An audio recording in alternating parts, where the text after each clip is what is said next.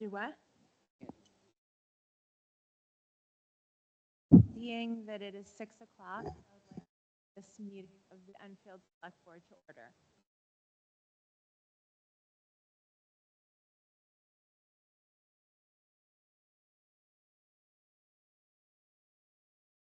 Starting with of the minutes from April 6th. I would entertain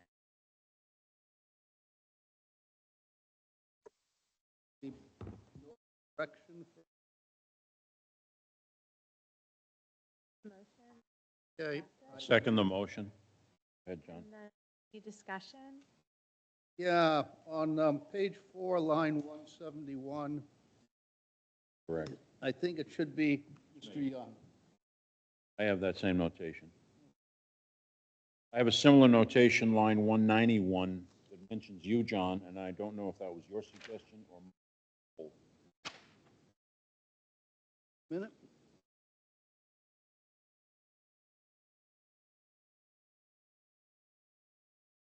I made that suggestion, but Did you? also said it. I don't recall saying it, so I Okay. think we So I should. guess 191 is mine.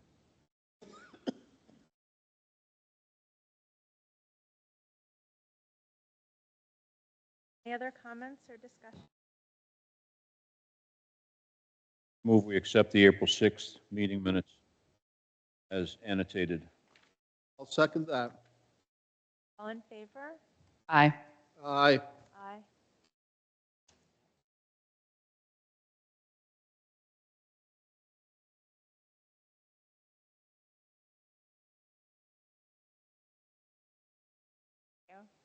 It didn't record. Oh, the motion passes.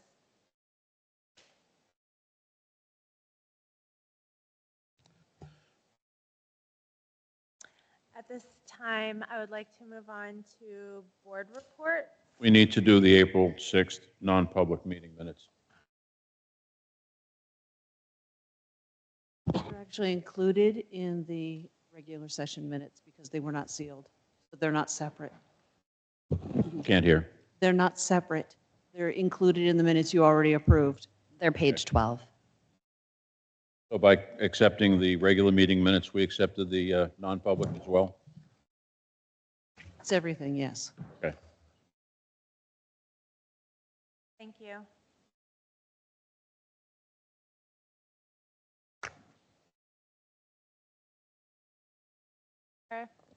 Apologies for being late. Okay, at this time, I'd like to move on to board reports. Tracy?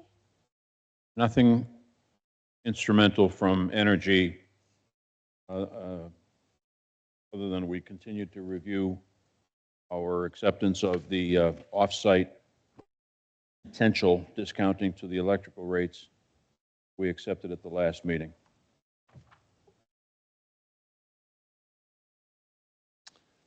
Planning board had a fairly uneventful meeting. We had a voluntary lot line merger. And then just had a discussion with Verdantis, which is the contractor who's going to do the independent review for the town. And some folks are here tonight to talk about stuff there, so I won't go into more. Thank you. The Conservation Committee met on the 9th. We examined carefully the packet of information regarding Laramie Farms, talking about wetlands, crossings, ponds. I would note that there are now 50 acres in conservation on that parcel. I think that's a little bit more than initially presented. That's 2/3 of the property. One question that came up frequently was the conservation easement will be managed by apparently the Upper Valley Land Trust. Do we have any definite information or commitment from them at this time? That's something we would like to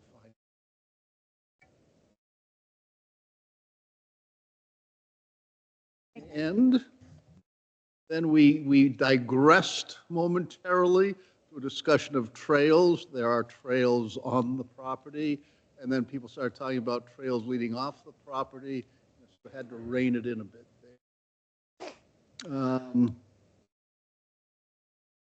April 22nd is going to be a public hearing at the planning board, is that correct? Yes. Regarding Laramie Farms. Yeah, that's it. I had a question, John. Since they've, in essence, donated 50 acres to the Upper Valley Land Trust for conservation purposes, I assume that's coming off the tax rolls? I don't have an answer to that. And this was all new information. Yeah, I'd be curious if they are just doing an easement and if it's definitely Upper Valley Land Trust, or if they've considered Society for Protection of New Hampshire Forests, which have a similar kind of functionality, but are, I guess I would say, less commercial nature. Basically, because the hearing hasn't started yet, there has not been an opportunity to address those questions with them yet. Okay. So those types of questions will come up during the hearing. Thank you. Thank you, John. Does this board have an opinion as to whether it should come off the tax rolls? I mean, anyone can put their property into conservation, and it's not up to us at the end of the day. Like, I could put I have mine in, not with a formal conservation easement, but I could do that any day. No one could tell me one way or another, John. I have a big parcel too. So it really is maybe offering some suggestions nicely. But The Land Trust does have a very good reputation. Be interested to see where that goes. I'm assuming that they could put it into the current use program and just follow the rules for that. Anything over 10 acres? Right. Right. I think previously, though, they had indicated they would do something more formal. So probably where this is coming from. And where it's, the Conservation Committee is certainly looking for something that's rigorous and formal and that we can live with for a long, long time. Any other comments on that? I can report on the Heritage Commission has not met since our last meeting. They will be meeting this Thursday at a different time of 4 p.m. so they can begin their strategic planning, and that has been noticed. And the Enfield Village Association also has not met since our last meeting. They're meeting tomorrow night at, I believe, 6 o'clock. That's all I have. Budget Committee will meet this coming Thursday at 6:30 at the DPW. It will be a training-specific session.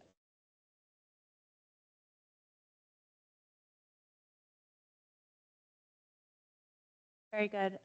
So we can move on to the town manager's report. Sure, I have a report that Ed wrote up. The staff report, we have an officer that will be taking the position vacated by Senior Officer Crate. Plan on starting them sometime in June to start field training in preparation for the Fall Academy. We've had a Buildings and Grounds maintainer resign his position. The position has been posted and we're currently accepting applications. DPW has received a few applications that are continuously reviewing them upon receipt. If you know someone who loves to work outdoors, please have them contact Jim Taylor at DPW. The police chief position has been advertised both on the town's website and through MRI, and we'll be reviewing applications after May 18th. If you know anyone who might be qualified, have them apply with a cover letter and resume to MRI. And the latest finance director pool has 24 applicants, of which 10 are of interest to our recruiters at MRI. We will be completing the first round of interviews before sending candidates to our finance director hiring committee.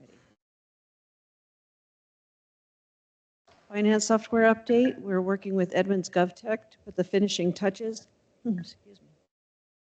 on the chart of account changes and programming before hosting a training for employees. Once the training is complete, there will be a sandbox period to ensure things are working correctly and to allow employees to get comfortable with the new system before we make the transition from AccuFund to Edmunds. We do not have an exact timeline yet, but hope to host the training in the next few weeks. Land use, the Enfield ZBA received a motion for rehearing from Christy Pierce at 11 New Hampshire Route 4A The variance, they denied her last month. This meeting last week, their meeting last week, the ZBA voted to deny this motion. We're likely to be receiving an appeal for this in the next 30 days. Ms. Pierce has retained an attorney, and we're quite certain this will now head to the New Hampshire Superior Court. The Enfield Planning Board has 2 hearings on the schedule for next week. One is for a boundary line adjustment on George Hill Road, and the other is for Laramie Farms major site plan review. Enrollment is now open for the 2026 Enfield Citizens Academy. We already have 11 applicants, and we'll be choosing the attendees in early May. Yay. Rob had a great meeting last week with Tim McNamara of the Lebanon City Council. He was interested in learning more about what is happening in Enfield. He is very impressed with the work that has been done. Tim is very interested in continuing the collaboration between Lebanon and Enfield. We had a good meeting with the Enfield Village Association Economic Development Committee at the future home of Brick and Barrel Restaurant at 56 Main Street. Their new manager told us about their plans to open this business in early May.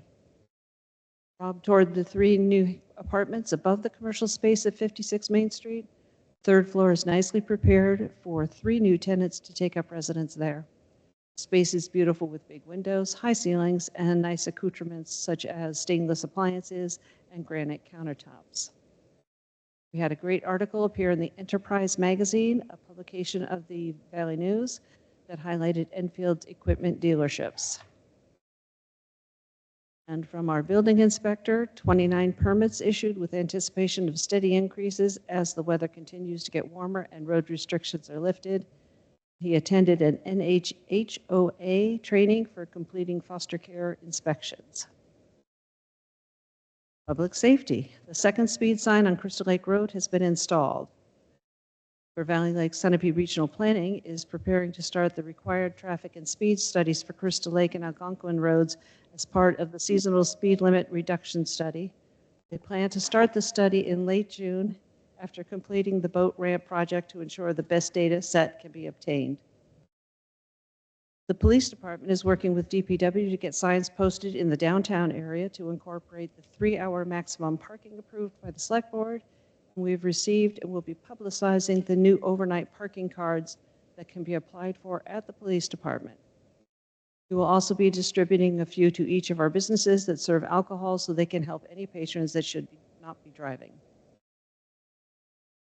The old water tanker was turned over to the Grab Volunteer Fire Department, and it successfully completed its journey back to Kentucky.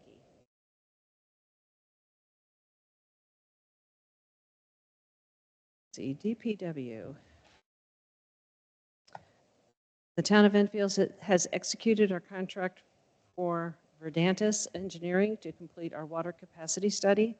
They expect to be completed by June of 2026. The annual water system consumer confidence report has been completed and posted on the town website, and delivery certification has been sent to the New Hampshire DES Drinking Water Bureau. In short, the 2026 consumer confidence report for Enfield indicates the town's drinking water generally meets safety standards with no treatment required for primary wells and most contaminants below regulatory limits. However, there were periodic MCL violations in the McConnell well. To back up well in the town is evaluating treatment options while blending water when and if needed to remain compliant. MCL.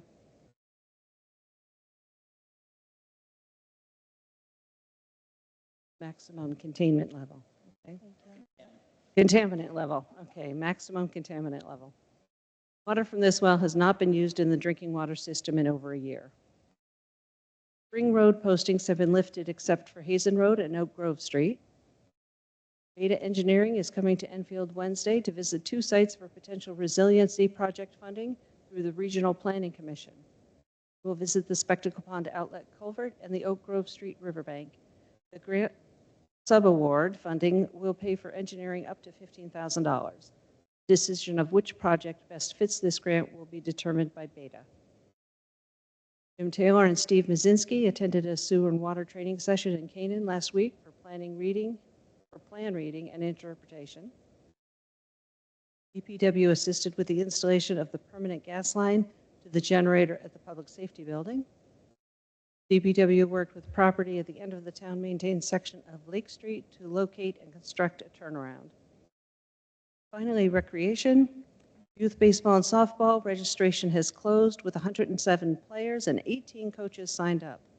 Practices are set to begin this week, weather and field permitting, at Hughes Park and Shaker Recreation Fields, with field preparation by DPW and volunteers. Summer camp registration is full. Waitlists are active and being used to fill cancellations, with additional waitlist registrations still being accepted. Camp staffing. Open camp counselor positions will be available with the application process beginning soon. If you know somebody that would like to be a camp counselor, have them contact Enfield Recreation. Youth programs, registration for youth sailing, challenger soccer, and youth volleyball camps are currently open and filling quickly. Mud Season Movie Matinee featuring National Treasure 2004 on Sunday, April 26th at 2 p.m. at the Chosenville Performance Center, Enfield Shaker Museum, hosted by the Enfield 250 Celebration Committee. Finally, a bird walk program on Sunday, May 3rd at 6:30 a.m. at Mascoma Lakeside Park. Tom Sherry and Gail McPeak will lead a guided bird walk covering bird identification, migration, diet, and local habitats, along with shared stories about area bird life. That's the report. Can I assume that's also published on our website? This report? I don't believe so. I hate to say it, but just having someone read it, I don't think it has a lot of long-lasting impact. Make note of that. Talk to Ed. Thank you. Have we received the draft report from the engineering from McConnell Well yet? Not know.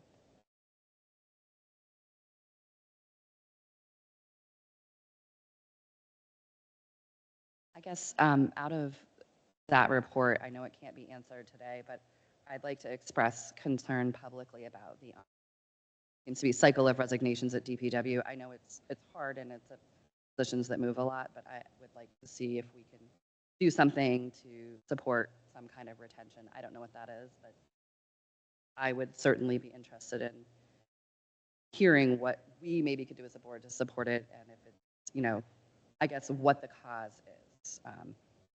Something that's financial, certainly it's something we else.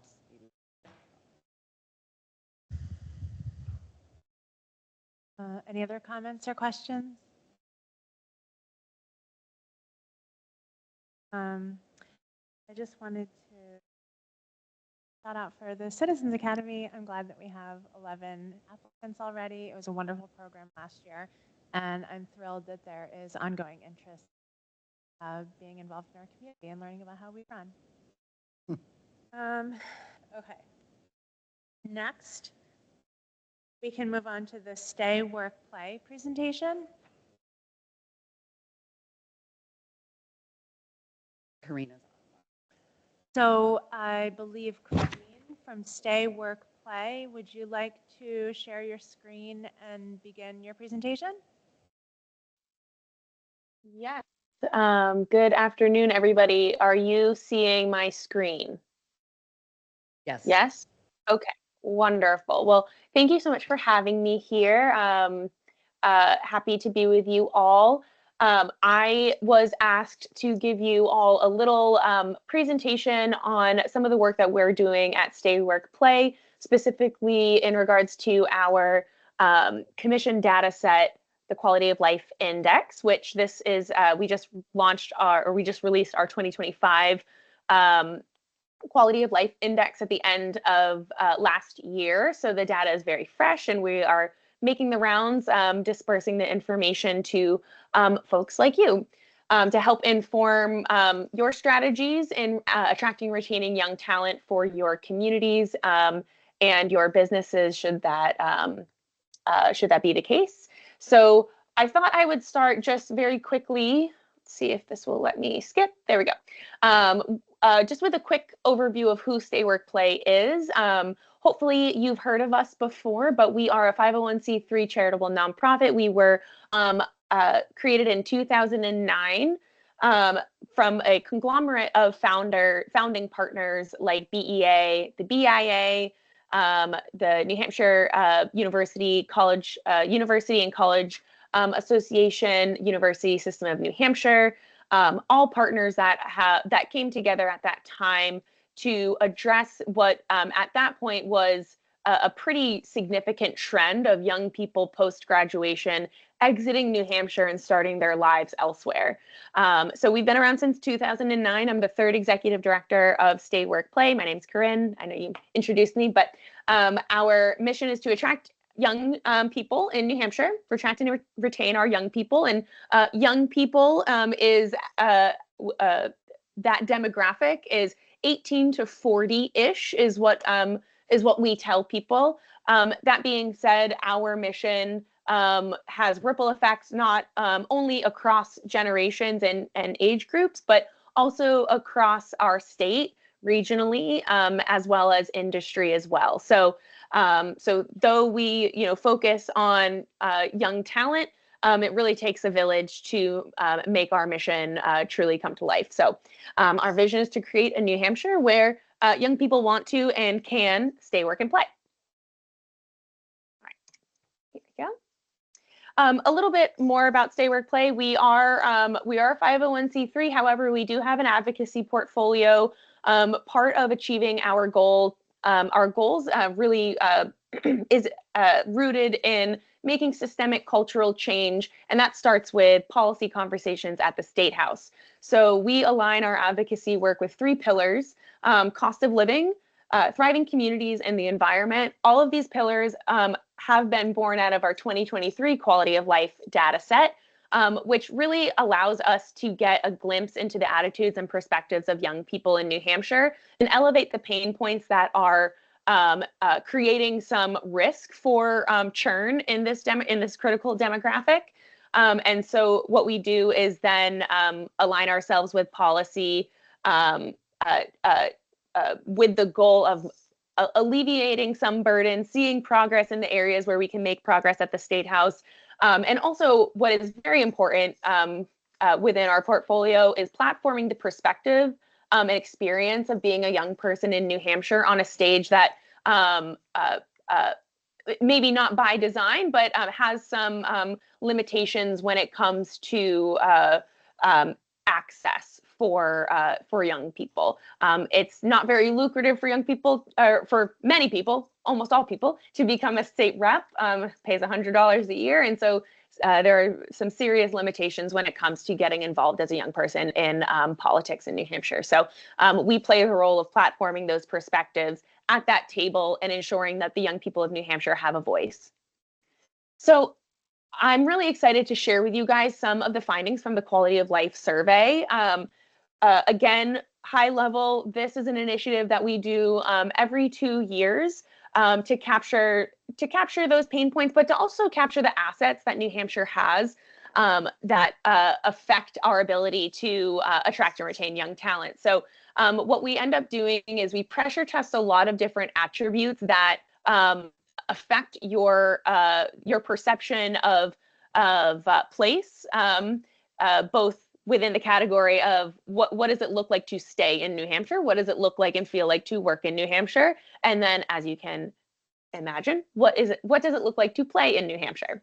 And that helps give us a really broad perspective on shifting trends and priorities within that demographic. So one of the main themes that we heard, that we saw from this data set is that what we like to call the bridge to happiness is breaking. So again, we're surveying our catchment zone, so 18 to 40-year-olds. So a lot of life happens during that time. So we end up looking at the data set within 4 cohorts: the 18 to 25-year-olds, 26 to 30-year-olds, 31 to 35-year-olds, 36 to 40-year-olds.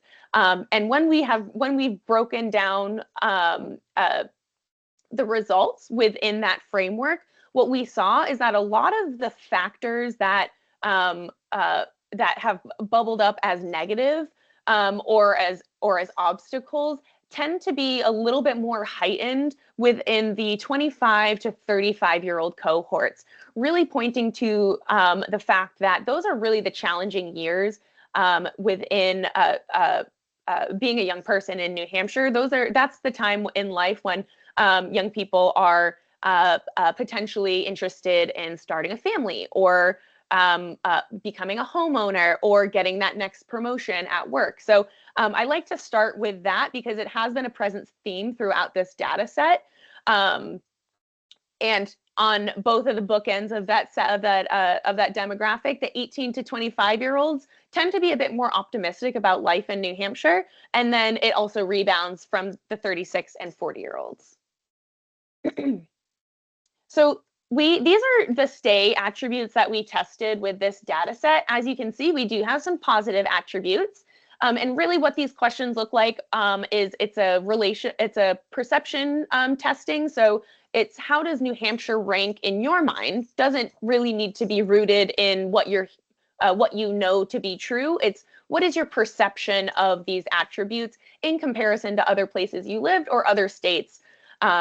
So with that, New Hampshire continuously performs well with safety, the environment, and that's really the actual proximity to various different types of natural spaces in New Hampshire. So really our geography, the ability to hike in the morning and hit the beach in the afternoon, and also having seasonal opportunities to be in nature.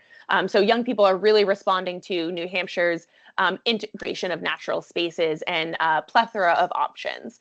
Our tax environment also, no shock there, tends to be a positive. I will say when you get to the 36 to 40-year-old set, it does tick down a little bit, and that's what we are assuming because there is a heightened amount of homeowners in that data set or in that cohort. So they're responding a bit to property taxes. And as you can see, everything else tends to be a negative. Our public school system, our college and universities, access to affordable healthcare, the diversity of our communities, community in general, that's really speaking to the sense of belonging young people are perceiving, our mental health care, and then no surprise here, housing affordability, access to affordable childcare, as well as our public transportation infrastructure.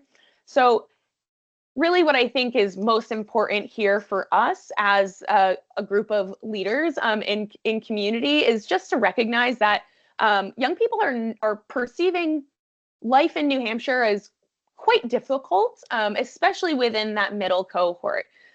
We hear you'll hear from me in a bit about some of the anecdotal information that we're capturing in the field as well, but the data certainly paints a picture of an uphill battle, but one that I think is very possible to mitigate with the leadership of people like you. So moving on to work, this was a very interesting result from the data set.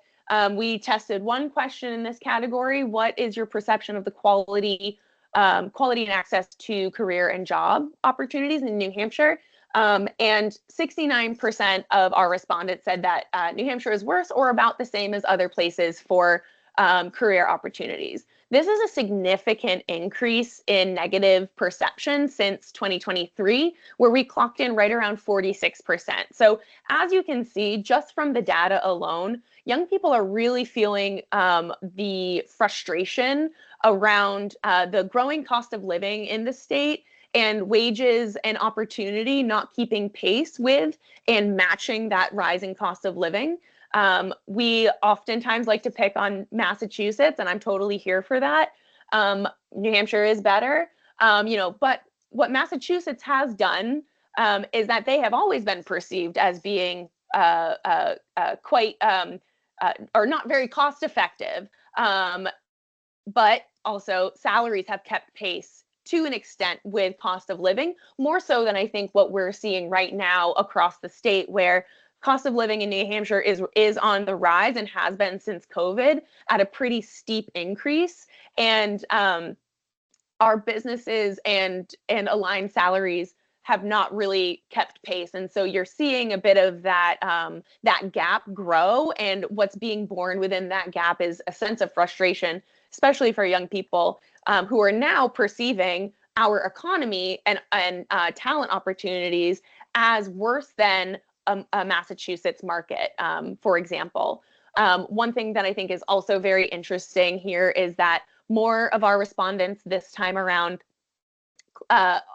say that they are working either in a remote work environment, Massachusetts or Maine, than before. So we are seeing workforce displacement even after over 2 years. And I really think that speaks directly also to this sense of frustration where if you can't afford to own a home, and that's something that that is, you know, a goal of yours in life, you will start to explore other work opportunities that will enable you to reach that life goal. And so again, if we're not addressing affordable housing, if we're not addressing the rising cost of living, we are going to continue to see churn in this demographic, and we can't afford to do that. So that is our work category.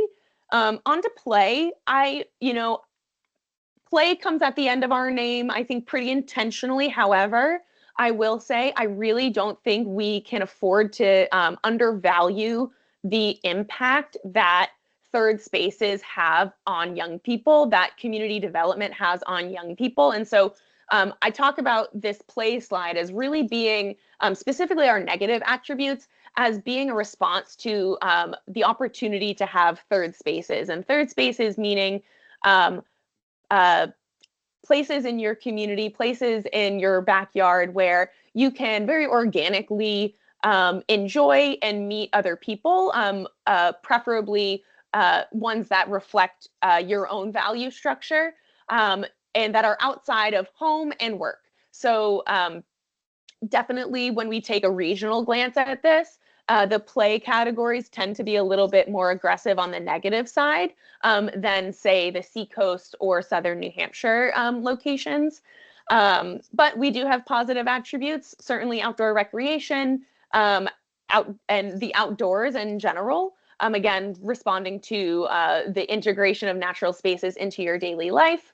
And then as well as our small businesses. So I will say, you know, Enfield does an incredible job with Main Street. It's such a lovely location, and I've patronized Optimistic Brewing, and want to give them a shout out because those are kind of the spaces that we're talking about here, where there's something to do after work.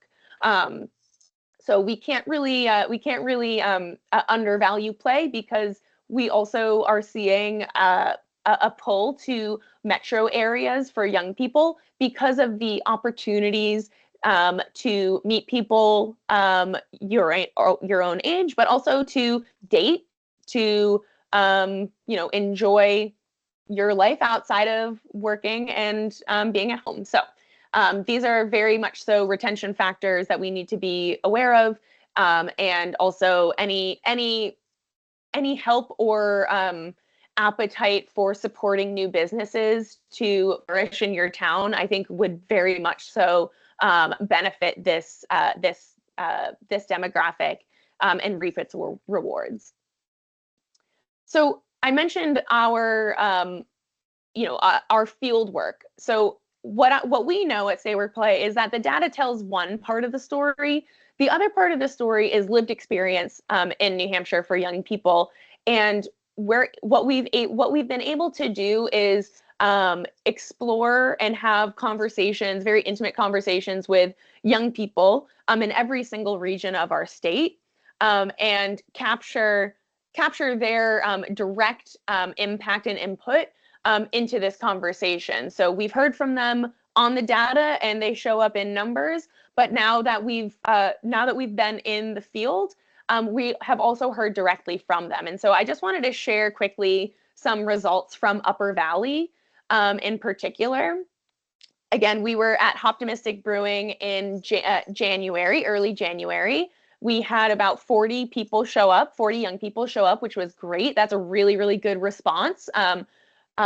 And so we asked them what are some of what are some of the reasons why you love living in the Upper Valley? And there were many, many reasons for, congestion of the slide. I'm just going to give you some of the two big takeaways, which is young people really love how healthy living is central to life in the Upper Valley. A lot of what came out of that was utilizing natural landscapes to recreate, run clubs, bike lanes, and generally a understanding that living a healthy life also resides directly in our natural spaces. And then they really appreciate being in community with educational institutions, and how a lot of industry attracts very educated and intelligent and interesting people to the community as well. Some statewide snapshots on our issues, and we really didn't take an Upper Valley specific approach here because a lot of these pain points have bubbled up across the region. Housing remains a #1 cost of living factor for young people, to the point where young people are no longer thinking homeownership is in the realm of possibility for them. That certainly was palpable when we talked to folks in the Upper Valley. This group also shared that the housing landscape looks very different from town to town in the Upper Valley. Enfield tends to be more affordable than Hanover and Sutton, and Lebanon is very palpably and tangibly doing a really good job at creating creative opportunities for new housing in that community. And so the conversation around housing in the Upper Valley was truly about a balancing play where young people need places to stay, but they're limited to municipality because of the cost. So really taking a different look at regional collaboration to solve the issue came up pretty significantly, as well as second home ownership and short-term rentals as well. Oh, sorry, and solutions, again, looking at ways to utilize infill like cottage courts. Multi-generational housing was a consistent theme coming up, as well as different incentives to prioritize resident-owned homes versus second homes. So childcare, right downstream from housing as far as a pain point for young people. We actually heard from somebody in the Upper Valley when we talked about childcare, and I use this quote often. She said, I would love to have a family one day. I would love to raise my family in the Upper Valley, but that seems as possible as me going to Mars. So again, a little drama there, but I think that what that really tells us is that childcare is significantly present in young people's minds as a very debilitating obstacle when it comes to approaching the goal of starting your family in New Hampshire. And certainly that is something that we need to prioritize, given that the death rate is most certainly outweighing our birth rate at this point. So we do need to create infrastructure, childcare infrastructure that supports families. And that is the case across municipalities. We can't afford to really keep our child care centers and our family-based care centers in metro areas. So definitely an SOS moment there. And then just to speak about the workforce theme that we saw in the work attribute we tested, that also was very palpable in our field work. Specifically in that workforce displacement and that growing cost of living and salary gap.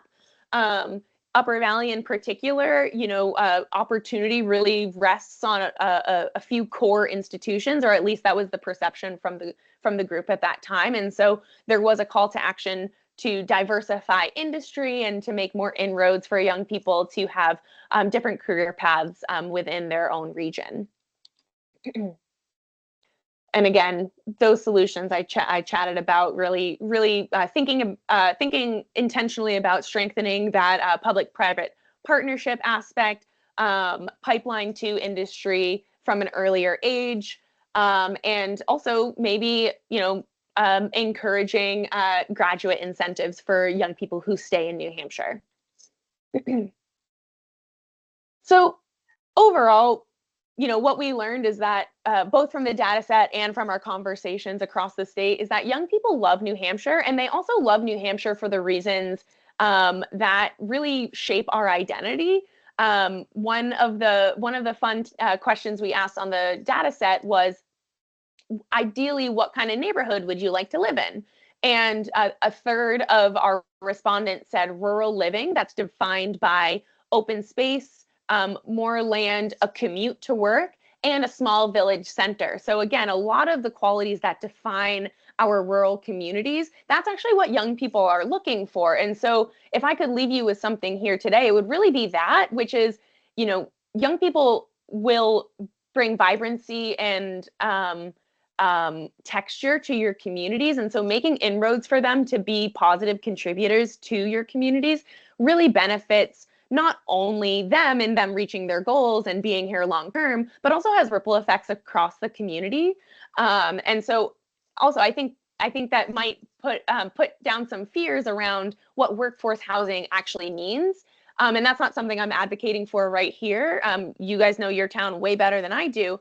But what I would like to share is that housing development can look and feel like your town and still be within an accessible framework for young people. And that is a really strong value proposition for them to invest in your town long term. And we've seen that in Dover. We've seen that type of investment in Dover with really creative housing solutions for this demographic in particular. So there's also proof of concept out there. And then also, I think what we learned is that, young people really want to be in community and to be heard and to be valued, and to also give back. So, all positive. Our next step is to take this conversation on campus and capture the attitudes of our young people who might not have grown up here, but are living here for school, as well as capture the tail or the beginning end of our demographic, of our cohort. So we actually started this series, the Polythene Pizza, being on campus, and we were with SNHU last month to kick off the series. And our young people on campus are extremely inspiring.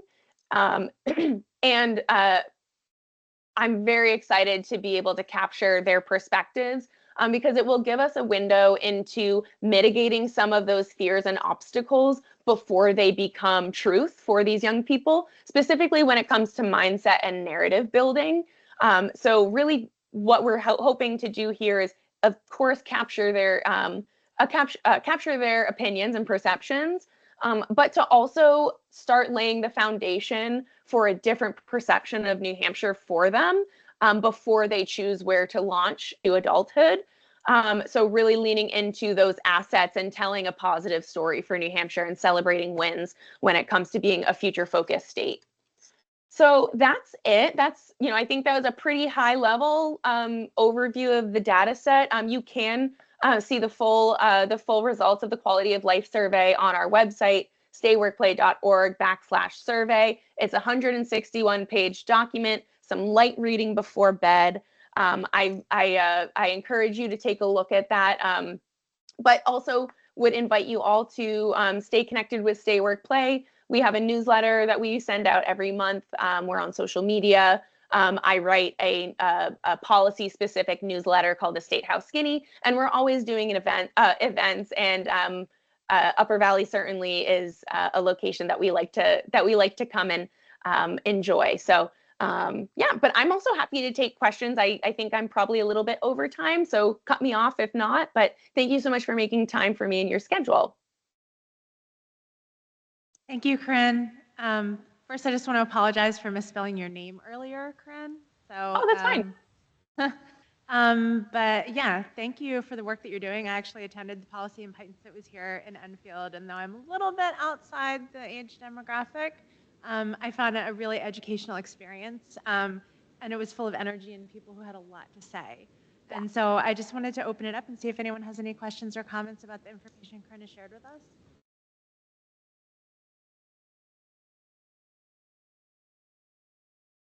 I know. I took a look before at some of the documentation that came out of this, and I found it not to be terribly surprising, but it's also good to confirm that there are other folks who out there who kind of feel the same way you do and who see some of the same challenges along with some of the same strengths. I think, we certainly have work to do, but we have a lot of strengths we can play to while we're doing that work. Yeah, thank you. And I know I threw a lot out at you, and I know you have a full agenda ahead of you. So if anything, if any other questions come up, feel free to send them my way, and please feel free to send my email along to the committee as well. Happy to have further conversations should a question pop up. Awesome. Thank you so much. Great. Thank you all. Have a great rest of your night. You too. At this time, We have no control over the sound. No. So that would be a no. I can't actually hear at a normal volume now. Okay. Yeah, it's pretty loud coming from online.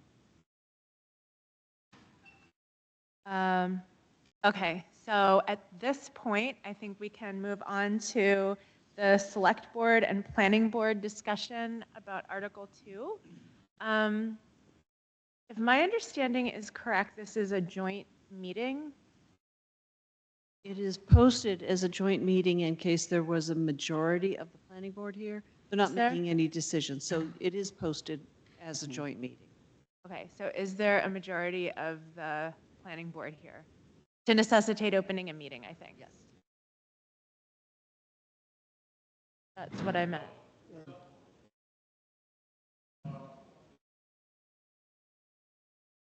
And there I'm are planning board and I'm online. 5 of us present. You're going to want to go to the microphone Okay. so that quorum You can be count declared. as a quorum when you're in the room. There are 4 of us in the room. Yeah, so I think we need someone to go to the microphone and open the meeting. So I would like to invite someone from the planning board to come to the microphone and open the planning board meeting.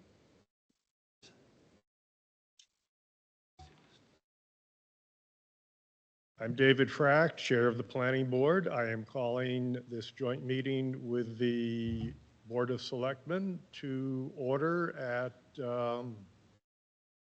6:48 PM. Thank you. So I guess we can proceed. I don't know who would like to speak first.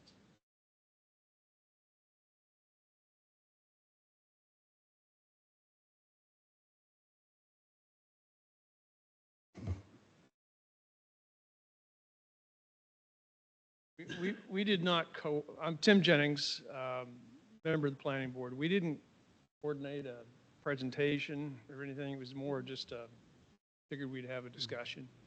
This was requested by the select board.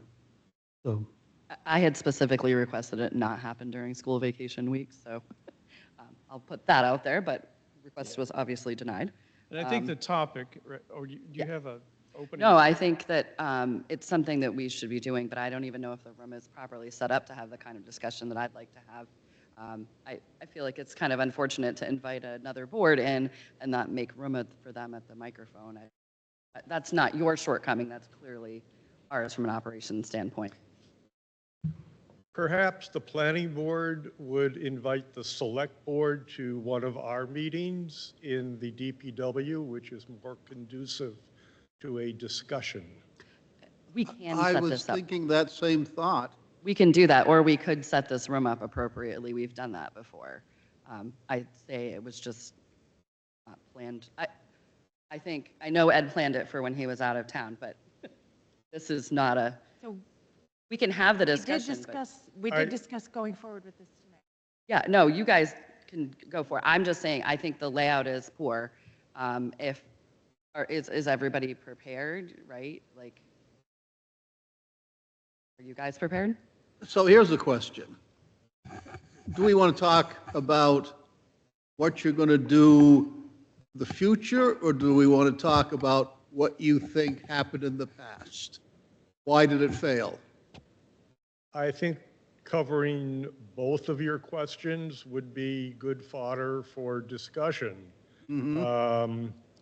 We had a debrief as a planning board at our first meeting following the election in March, and we came up with a few thoughts, which we have no scientific proof, but we know that from anecdotal evidence that a lot of people, I don't know if it's a lot, but some people got confused and they were thinking they were voting on Laramie Farms rather than on an overall set of zoning regulations.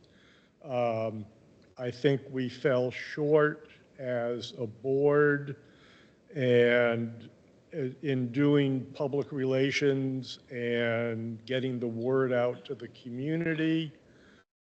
We were pressed for time, and also we were pressed for money resources.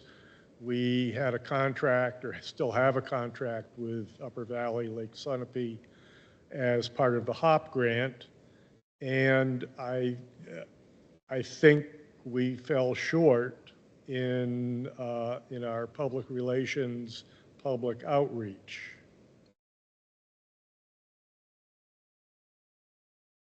Anybody else want to comment? Tim or Paul? Kurt?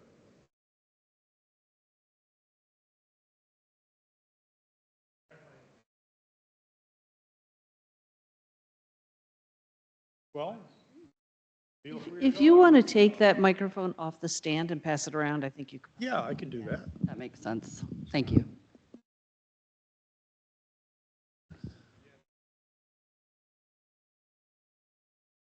Kirk Gotthardts, alternate to the planning boards. I do, very quick notes here. Just give me a second. If I did my math right, counting the number of people that voted on Article 2, it was defeated by 62 votes, which worked out to be 7.6% difference. Not everybody, I believe, voted on Article 2 that voted at the booth, so I just took the numbers from the actual Article 2 votes, and that's how my math came out. I do believe that some people probably believed that Laramie Farms project was what was on the ballot. I also believe, without any information knowing, just my personal opinion, that some people thought that they were afraid a second Laramie Farm project could be built next to them, and voted no for that reason.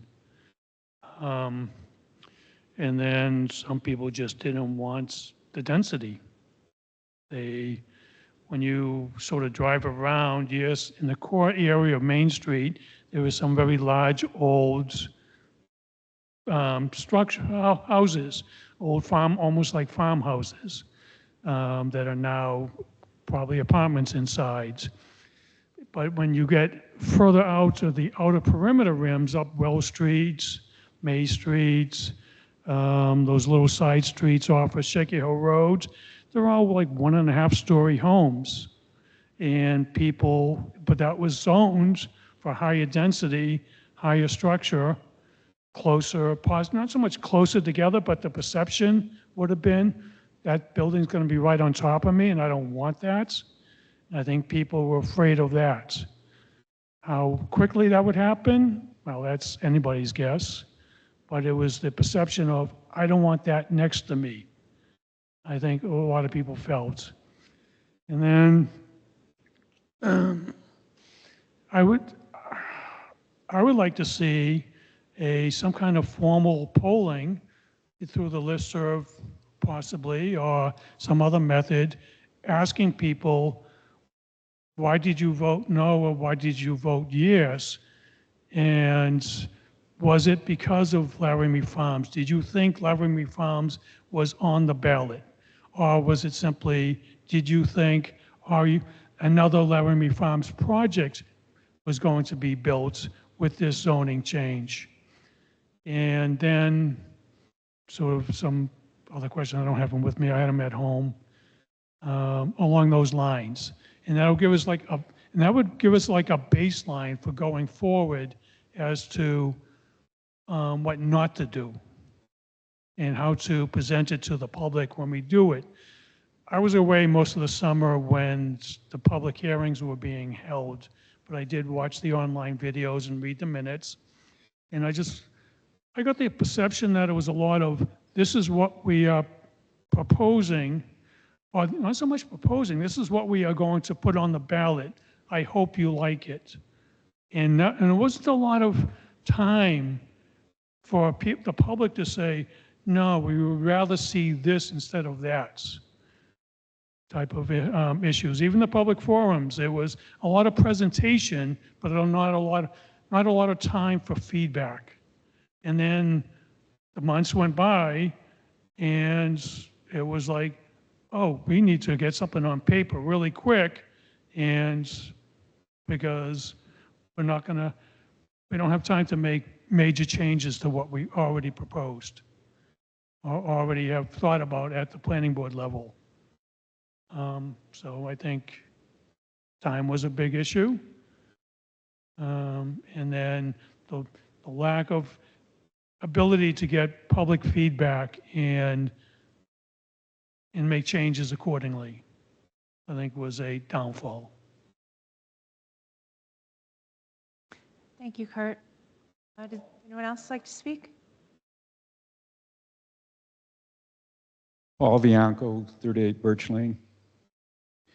I sat through all of the public hearings, and I think one of the perceptions was what the zoning change would allow to happen versus what would happen. And if Rob was here, I think he mentioned in our last meeting, when we put the ADU allowance into effect, his projections were that we would see somewhere around a dozen, I believe, ADU permits over a year, and all we've seen is 2 or 3. Things move slowly, and I think the advantage of having a zoning ordinance in place and the rate at which change takes place is that it gives us a chance to make changes if we miss something in the new zoning ordinance. And so I think the misperception was that immediately after Election Day, and I'm being somewhat tongue-in-cheek, all of a sudden everybody was going to build ADUs on their properties. And that's just not going to happen. And the reason it's not going to happen is economics. And I think that's the key that is a factor that keeps sort of being missed when we look at economic development in any town, excuse me, or any city, is that you can put the zoning ordinance into effect, but it has to be economically advantageous to the developer. And we're not seeing that case here in Enfield in a lot of cases, where it's going to progress slowly. Thank you. Thank you. I'd like to echo a little bit of what Paul said, putting on my state rep hat. Identify yourself for the minute taker. Please. Excuse me? Please identify yourself for the minute taker. I'm sorry, I'm David Frack, again, speaking with my state rep hat on. Paul is 100% correct in his statement that the economics of ADUs, the economics of building housing today do not favor housing that can be afforded by the average working Granite Stater. I think on the state level, the Housing Committee in the House has finally come to the realization that deregulating will not solve the housing crisis. I think they are moving towards the idea that you've got to put some money into it. You've got to back developers, you've got to create incentives, because so far nothing that's been done on the state level has brought down the cost of a 2x4, lowered the labor rate for a carpenter or an electrician, or made a septic system or a municipal sewer system any less expensive. So we are in a situation where you've got to have some dollars to make housing affordable for more people. And it's not just Enfield, it's not just New Hampshire, it's the whole darned country. And as long as I have the microphone and as long as I see some people here, I'm wondering if some of the people who were not in favor of the zoning ordinance would care to make some comments. Okay. Before we open it up to, no, I Oh, think we should. perhaps before we start with public comment, we'll take comments from the two boards and then we'll go Okay, to public comment. sure. Is that okay? Okay, thank you.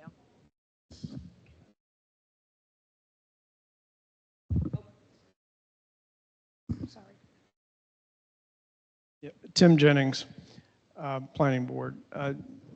Just to follow up, I think we also had a rather complex document. You know, it was over 120 pages or so. And we purposely told ourselves we would only propose changes that dealt with the village area here, Route 4 downtown in the village area. So we didn't touch anything out in R1, R3, and other areas, even though we knew we wanted this year, had the ordinance passed, to address some of those things. We've talked about a lakefront zoning district and other issues that we do have out there. So this has put everything off another year. So going forward, the question is, what do we put in front of the voters in March of 27? That's hopefully we're going to get some feedback from you folks tonight, and we still have the same master plan. I don't think anybody's interested in revisiting that. I didn't hear in all the discussions I had over the last year anybody talk about how the master plan was not reflecting what the town wanted to do, but it is a question we should all ask ourselves. You know, let's take a look at that thing again. What does it say? Two things. One, preserving the rural character of the surrounding community, but also the character of the village. You wouldn't say rural character of the village, but the character of the village. You know, how do we do that? There's very little, in fact, there's almost nothing in the existing ordinance that leads us to, you can't really point to anything in there that says this preserves the character of the village, other than it just doesn't change. And so what can we introduce into a new version of the ordinance that might address some of those issues, make an improvement there? Also but as many times as it talks about preserving the character of the village, it talks about how we really need to increase, if we're going to increase housing in the town of Enfield, the place to do it is where we have water, town water and sewer. How do we do that in a way that is understandable by folks, that doesn't scare them? And so we've got to come up with a different mechanism for that. Anyway, those are just some general thoughts that I've had about, you know, what went wrong. It was a complicated thing to put in front of a voter, particularly with Laramie Farms. And oh, by the way, anecdotally, my own mother-in-law asked me the day after voting, did Laramie Farms pass? Yeah. Well, Okay, so we do know that had a huge influence, and perhaps by the time we're reconsidering this next year, decisions will have been made on Laramie Farm, so it will be either going forward or not. In any event, I'm very interested in what the Board of Selectmen would like to see in terms of a new version of the ordinance. We reformatted the old ordinance in a much more readable, easier to understand way. We can do that and not change not one thing. You know, that's sort of the baseline, but what do we do? What do you see the needs are, and where do you want to see the town go? Thank you, Tim.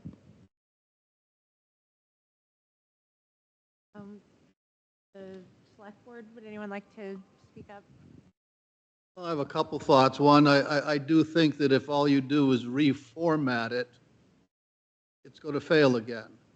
I think people really want some changes. I do think, I'm not sure I agree with everyone who says it's all Laramie Farms' fault. Yes, I think Laramie Farms had a huge psychological impact, right? I think a lot of people got beyond that. Okay, it's up on the hill. It has some open land with it. But what they see is in the texture of the town, that's being changed. It's not just about Laramie Farms, I think. And I think then you need to really look at the specifics of what is being proposed and think about, does it work? How do people respond to that? I know a lot of people who have lived in this town for a long time. They're a little cranky. That they realize that there's a need for housing, that they want their grandchildren to be able to live in Enfield. But you know, you can't, I'm not sure you could consciously create a different town to change the economic realities. And I think if you add up all the changes that were made, it would have a huge impact. That's my personal observation. I really got hammered by a lot of people I've known for a long time. What in the world is going on here? Thank you. Does anyone else have comments? Questions? I do, but someone else will go first. There you go. So I see a lot of opportunity here and a lot of room for learning. The first thing that I learned coming out of this was that apparently people were expecting me as a select board member to kind of weigh in, and I generally stay out of committees I'm not on. It's not that I don't follow along, it's that I don't try to influence it, but this was something that was so big, I think people did actually want to hear from the select board, and we didn't really take a stand one way or another. Even personally, I didn't spend a lot of time on it. I told people, yeah, I'm in support of it, but I didn't spend a lot of time propounding on why. So in terms of public forums, there were feedback opportunities, but I think Kurt brings up a good example. He was out of town, right? So he feels like he didn't have that public opportunity where they were taking feedback, because I know there were feedback opportunities because I know a lot of people went to those and did those. So how do we make it clear that certain forums, because not every forum is a feedback forum, how do we make it clear that certain forums are designed for feedback, and how do we give remote feedback opportunities? I think raising the idea of having some kind of electronic feedback is really good, about asking, is it the bounds? Is it the particular streets? I heard about, this is too far out, or this wouldn't work because they don't have sewer. And I said, well, it's all ledge there. It's naturally bounded. That's something I know, and the person who said it to me wasn't necessarily of the same opinion, right? Because if you've ever tried to do a large project around here and blast ledge, it's into the millions. So I think there are just some things that some of us know in our heads may or may not slow something or deter something that not everybody is going to know as common knowledge. So talking about those boundaries and whether they are appropriate, whether people feel like some of those are part of the village, and then looking at the complexity of the document. How do you break it down, such a complex document, down into somewhat of a bulleted list? How do you explain the phases of the rewrite? So you say this is phase 1 of potentially, I don't know, I'm going to throw out 10 because it's a round number, rewrite and say, you know, this is kind of the cadence we're looking at to work on this document. It isn't fast moving, and then engaging, I guess, further in the process to see what you can get for support from the select board going forward. I got a lot of the same feedback from people who came out of the building when I was outside and were like, I voted against Laramie Farms. And I'm like, it's not on the ballot, dude. Right? Like, it literally wasn't on the ballot today. And they're like, yeah, it was. It was Article 2. My so-and-so neighbor told me. And I'm like, oh, they didn't exactly tell you the truth. So I think there were some distinct issues with the information people were given. It wasn't all honest, it wasn't all truthful, and that is, you know, a shortcoming. But I don't think that's necessarily the planning board, right? That was a concerted effort to misinform people, and it was unfortunate. But I think that we could probably do a little bit better explaining that, right? Maybe Laramie Farms is gone, maybe it's not. The other one was significant effort to tell people there wouldn't be enough water. So I think those are all things that we have talked about as a select board. You know, the water piece is, you know, having a study, having that data, having it be very, very public. We have discussed it many, many times, but getting it out to the public, it's literally the old adage of you drag your horse to water. Can you make it drink the water? Maybe not. In this case, I think they didn't drink it. So how do we take some of those key elements where people voice their confusion and had serious concerns, and do we address them in a public forum in a way that they are actually absorbed? I don't know the answer to these questions, but I think these are the things that would make it successful. Personally, I can tell you right now that I was in favor of the zoning ordinance. Maybe people didn't know that, and so I would be willing in the future to say more publicly once I've reviewed documents whether I'm in favor or not. I can't promise you for the rest of the select board, but they could say for you. And I guess what I would really like to know from the planning board members is what would help you from us, right? So if it's documentation, if it's staff support, what would be, or maybe a joint forum together, what would be the most helpful? You don't have to answer me on the spot right now, but these are the kind of things I think would be helpful to kind of discern, distill, and move forward with. I think it's bound to be a long process. As I recall, the original zoning regulations passed by the town of Enfield, and I forget, it was a long time ago. I forget the year, but it took several tries, as I recall. And we do know, do we not, that does Canaan have zoning? No. Does Grafton have zoning? No. Does Dorchester have zoning? No. No, I don't know about Orange. Probably not. So think about that. So, you know, here we are, and we're sort of state of the art in terms of zoning for our territory. Let's not get too depressed about it. We can make progress. Yeah. Tim Jennings. Yeah, thank you for those comments. And yeah, I think we can present a much better document in 27. I really do. And I think the one thing that we were missing was the build-out analysis that Dan Regan had suggested. And the only reason we didn't have that is I was just too dang exhausted at that point to even try to, you know, pull it off.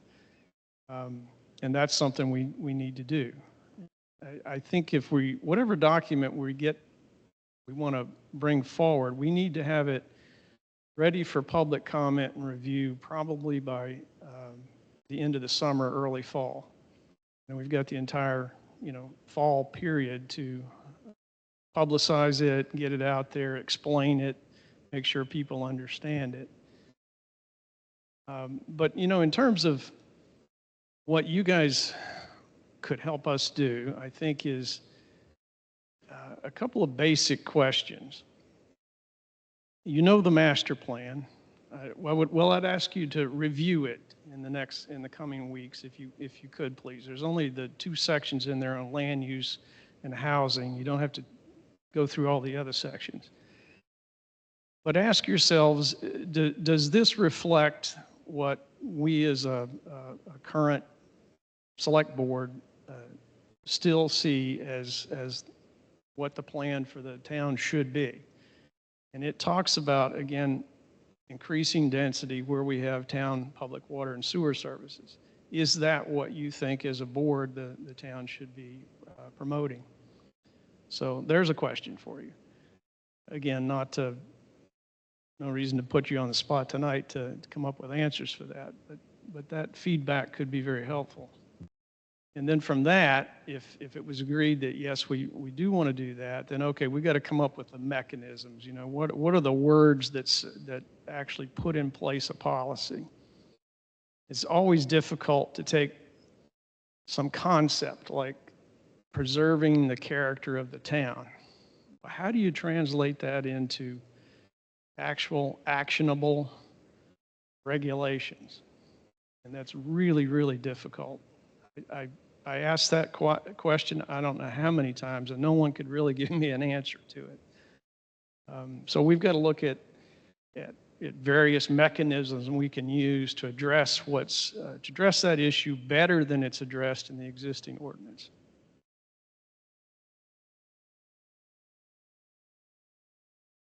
David Fracht. I thought John's comment that the original zoning took several times to pass is very well said, and I think it's important for us to recognize as a planning board and as a select board that sometimes what appears to be big changes don't always happen the first time. Another example would be the bond for the high school. I think that took 6 times or 5 times, 3 times. Thank you, Dr. Buffet. It didn't happen on the first try. And I think the planning board has learned some lessons. I think we're going to do some tweaking and try to get the document itself more in line with some of the objections that have been voiced. I think we've got to come up with a better way of explaining what changes actually are inherent in the new ordinance. And we learned a lot. We didn't succeed, but I think we ought to try again. I think perhaps more interaction with the select board would be helpful. Having the select board get behind the project next March, or let's say from December through next March, would be extremely helpful.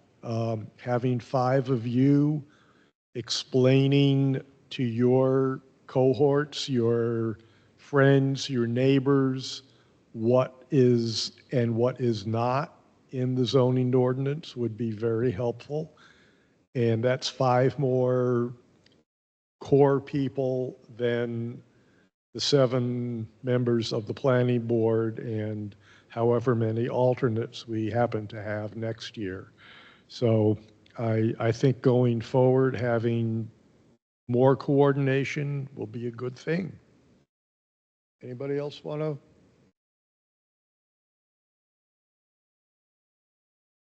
Thank you.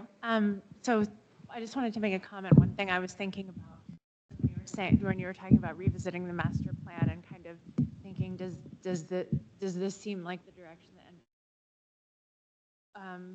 Personally, I feel like I have more to learn from the master plan document than I do to kind of like interpret it or pass a judgment on it, because there was, gosh, how long was that process? Like over a year of gathering information from the community through all different channels. I remember there was like at least post-it opportunities everywhere, like what would you like to see? And I think it was a wonderful example of, you know, crowdsourcing information from as many people as could be reached to create this document. So I don't feel like my read-through and interpretation of it would be any more powerful than the document itself. I mean, I'm open to the conversation, but it just kind of like, I just didn't after all that work.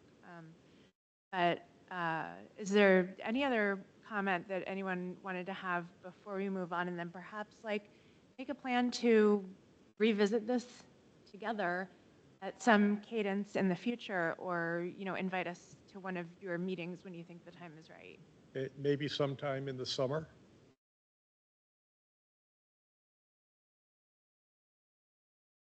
I think that the body of work is being done by you, so the timing should be driven by the planning board. I don't have any lack of confidence in master plan itself. I think, you know, it has broad generalizations like consolidating, building, built out in the downtown area, but maybe the difference in people's opinion is what is the downtown area. So I think that kind of work, whenever it can be done without layering, I know you guys have a lot of work to do, right? There's no lack of work on these committees, and I certainly appreciate everyone's time and commitment, and I don't think it was a lack of effort, and you can only not sleep for so long before you can product. So I am very thankful for all of the work everyone did, and I want to be respectful of your time. So if it's summer, I think our summer schedule typically isn't so bad, if not fall. Thank you. I'd like to speak, please. Oh, Linda, yeah. Linda, please go ahead. Thank you. Okay. I think some people weren't aware that many of the changes we made to the zoning ordinance were things that were confusing, conflicted, didn't match other parts of the document, where we had to iron out what did we mean here, what makes sense. So it didn't have anything to do with the pressure point information that, I mean, the hot points. It was simply making the wording correct. It might be helpful to have more than one thing on the ballot, and to have those corrections in one article. I'd like to see us take a smaller bite and do it really well, even if we don't get everything. And I think that where we went off the rails was people got scared when the state allowed ADUs by right instead of permission, and we doubled it. And then at the same time, we cut the number of units allowed in areas with water and sewer and increased it. And I think if some of these issues were dealt with separately, I think we would have moved forward several steps, if not everything. So I'd like to see us perhaps break it down into smaller steps so that we at least make progress in some areas. Thank you. Thank you. Does anyone else have comments? Should we move on? Yeah, I think both boards have spoken. I think we can move public.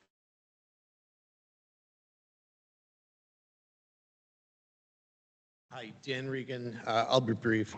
I think a lot of great things have been said. I agree with what Linda just said. I thought it was too big. I thought the first objective was to clean up some of the language in the zoning.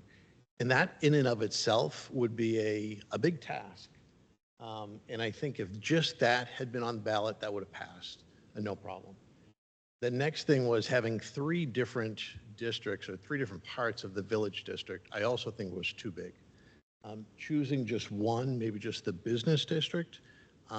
If we had this conversation, I probably could have got behind that, but it was too much.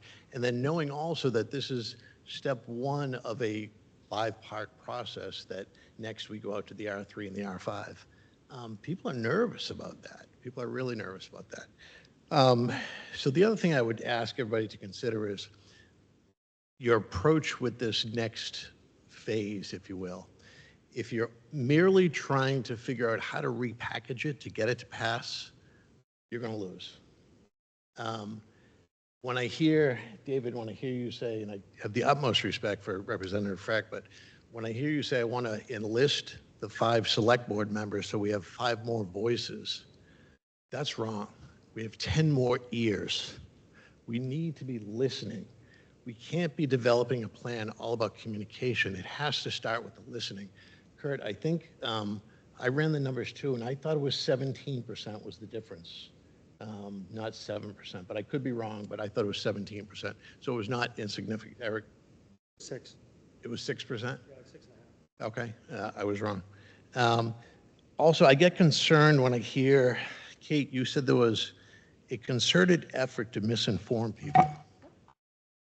I couldn't agree with that at all. I totally disagree with that, and you don't have to answer now. I think people spoke about what was on their mind. A lot of communication you might not have agreed with, but it was, I don't think people were being malicious when they were raising issues. And I think that verbiage is, it's not productive. So, and then lastly is the leadership from the select board. Yeah, I would have loved to have seen the select board for or against be more vocal about it. I think people are looking for all of your leadership. So thank you.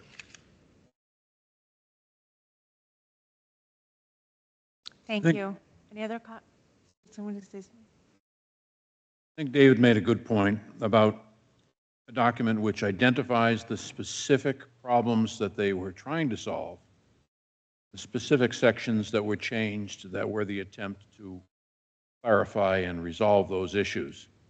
So a basic document which would provide the pros and cons, if you will, of the specific changes would be beneficial. But in general, I favored the document. I said so at David's candidate forum because I felt that the hard work which you folks had put into it made a lot of sense to me as I went through it. And I could recognize that there was a great deal of effort to try to clarify issues that are complicated at best. It was probably too large a document. It was probably too large a piece of meat to chew at one time. But to improperly quote a Paul Newman movie of HUD, this was simply a failure to communicate. It's true that you were unable to communicate all the things that you wanted to, and perhaps over the next few months, simpler documents can establish what those needs are and provide the information that people will need in order to possibly reconsider it.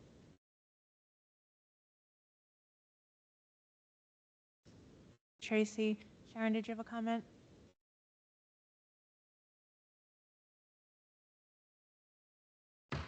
Thank you for taking my comment, Sharon Beaufay Enfield. I agree with everything that everybody has said. I'm just going to say a couple things that nobody has said, okay? I think a mistake was trying to take a residential 1 zoning area of about, I'm not sure, 12 to 20 streets in Enfield, and to put that into Enfield Village, because then it was really, the downtown of Enfield is very different in the size of the buildings and the closeness of the buildings. So some of the ideas would fit there. And also, some of Route 4 is not yet developed. So some of the ideas would fit there. But I drove and walked all of the residential 1 streets. And if you really do that and take the time to think about what is here, and I think somebody, I'm sorry, I can't quote which person, said many of those streets have homes that are 1.5 stories tall. So they're not even up to 35 feet. So to put in a building in the neighborhood of 40 feet really impacts that neighborhood. And a really good example that I was surprised that I came across in Enfield, and I ask all of you to go there and take a look at this. It's Dartmouth Street, It's off of Shaker Village Street. I think you mean Shaker Hill, right? Thank you very much. And it's at the intersection of Dartmouth Street and Lake Street. And it's a two-story house, I believe, large two-story house, I believe, with, I think, a rental, 3 apartments in it, with a garage maybe underneath. And I believe it's in current zoning, so it's probably 30 feet high, 35 feet high. But if you look at those surrounding houses, they are all dwarfed. And they all have their view of this house smack dab in front of them. And people saw me there walking around taking pictures because I was so taken with that. And they said, "What are you doing?" And so we had conversations. They were not happy with that, and that was current zoning. I'm not asking you to change current zoning. I'm asking you to really think about what these changes could mean for people who have residential neighborhoods. And I'm almost finished here. I think the podcasts that were done were helpful for people to understand what was going on.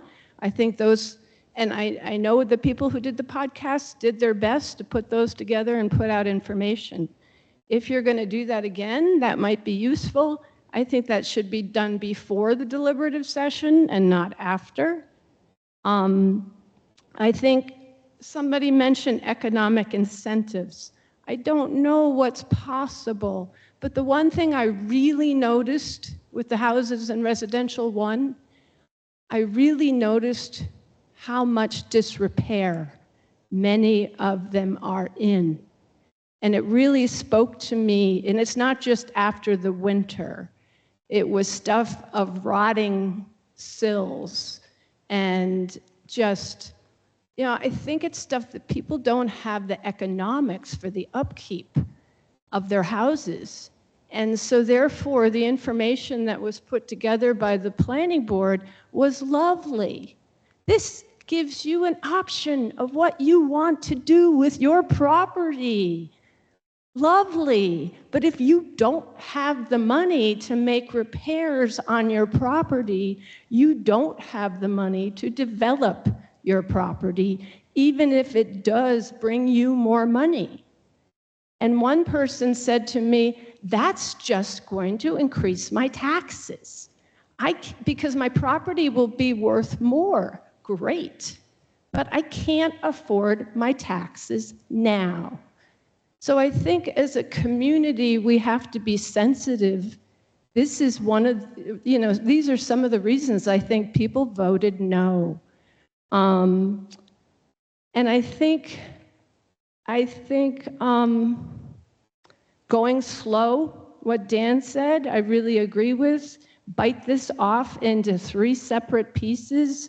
Do 1 piece a year or 3 pieces that people vote on, and you see where it goes. Lastly, go back to that work, stay, play presentation. There was a quote in there of what those young people valued. Before I tell you that, I am surprised at the number of young people we have in Enfield. I went into Carpenter's Cup one day on a Saturday morning. There were 25 people in there. I and 2 other people were the oldest ones there.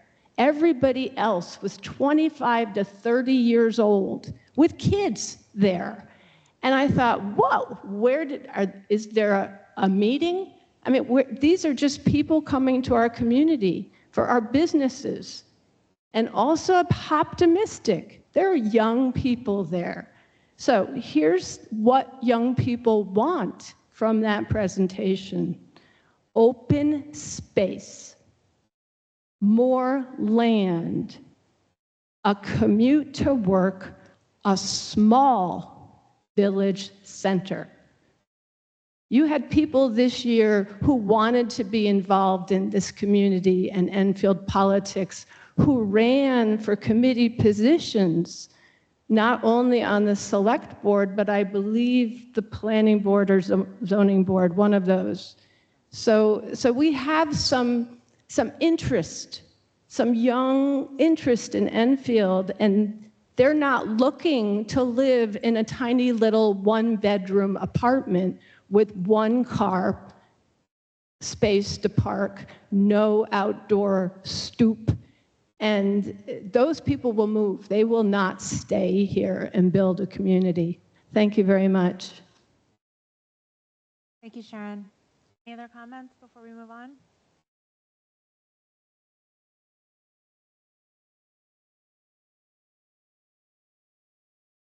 Dave Buffet, Maple Street. I'll keep it brief. Dan Reagan made a number of good suggestions at the planning board meeting following the March 11th town meeting, and I would urge anybody to review that YouTube recording, and also at this meeting. I agree with almost everything you say. Previous zoning articles during my tenure running town meetings passed with large majorities. I think those were fairly minor amendments, but I think the failure of the zoning article 2 this time was a significant departure from those results, and needs a significant reboot to be successful in part or in whole. Also, hearing through the community grapevine that people like me, who had lived most of our adult lives and had local careers, were part of the problem here, was very disconcerting, and to say the least. And since I and others hope to wish to age in place in a community that I love to live in, and possibly including some variations of some multi-generational housing, I wouldn't want to live next to Laramie Farms. Thank you very much. We should engage as a group on both sides of these issues in some in-depth, inclusive, collaborative, and substantive discussions of the issues on both sides of this, including those of us who strongly oppose this article. Please do not just resubmit a reformatted retweet proposal. Thank you. Thank you, Dave. Anyone else? Thank you so much. Does the planning board need to close their meeting? Sorry.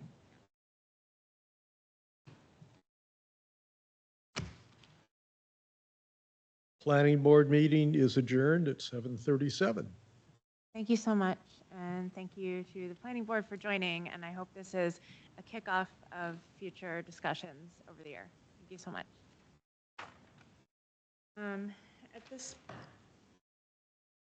At this point, I'd like to move on to the alcohol policy Hughes Park waiver. Is in your packet. It's my understanding that this is something that has been waived previously. It is also my understanding that Todd Thompson from the Rec Commission is here to speak with us about this. If you'd like to come to the microphone. Hi, Todd Thompson, Rec Director, Enfield Town. Document's straightforward. The 250 committee, which is having different events throughout the year to celebrate 250 years. The Party in the Park is one of the events.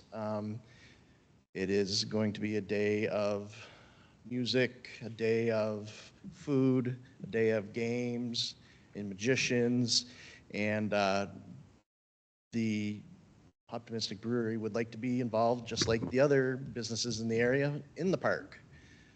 So we're looking for the one-day waiver to allow alcohol in the park for this event.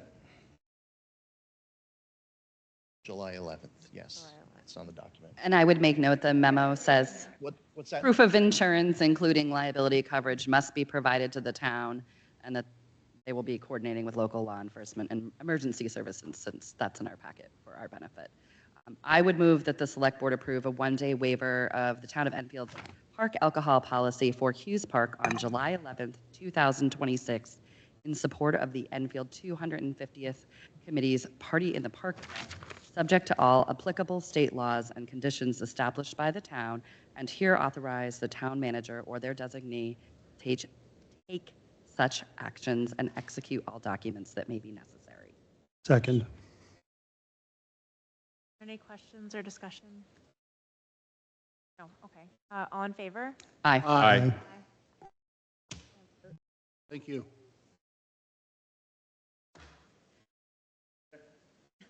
To talk to you.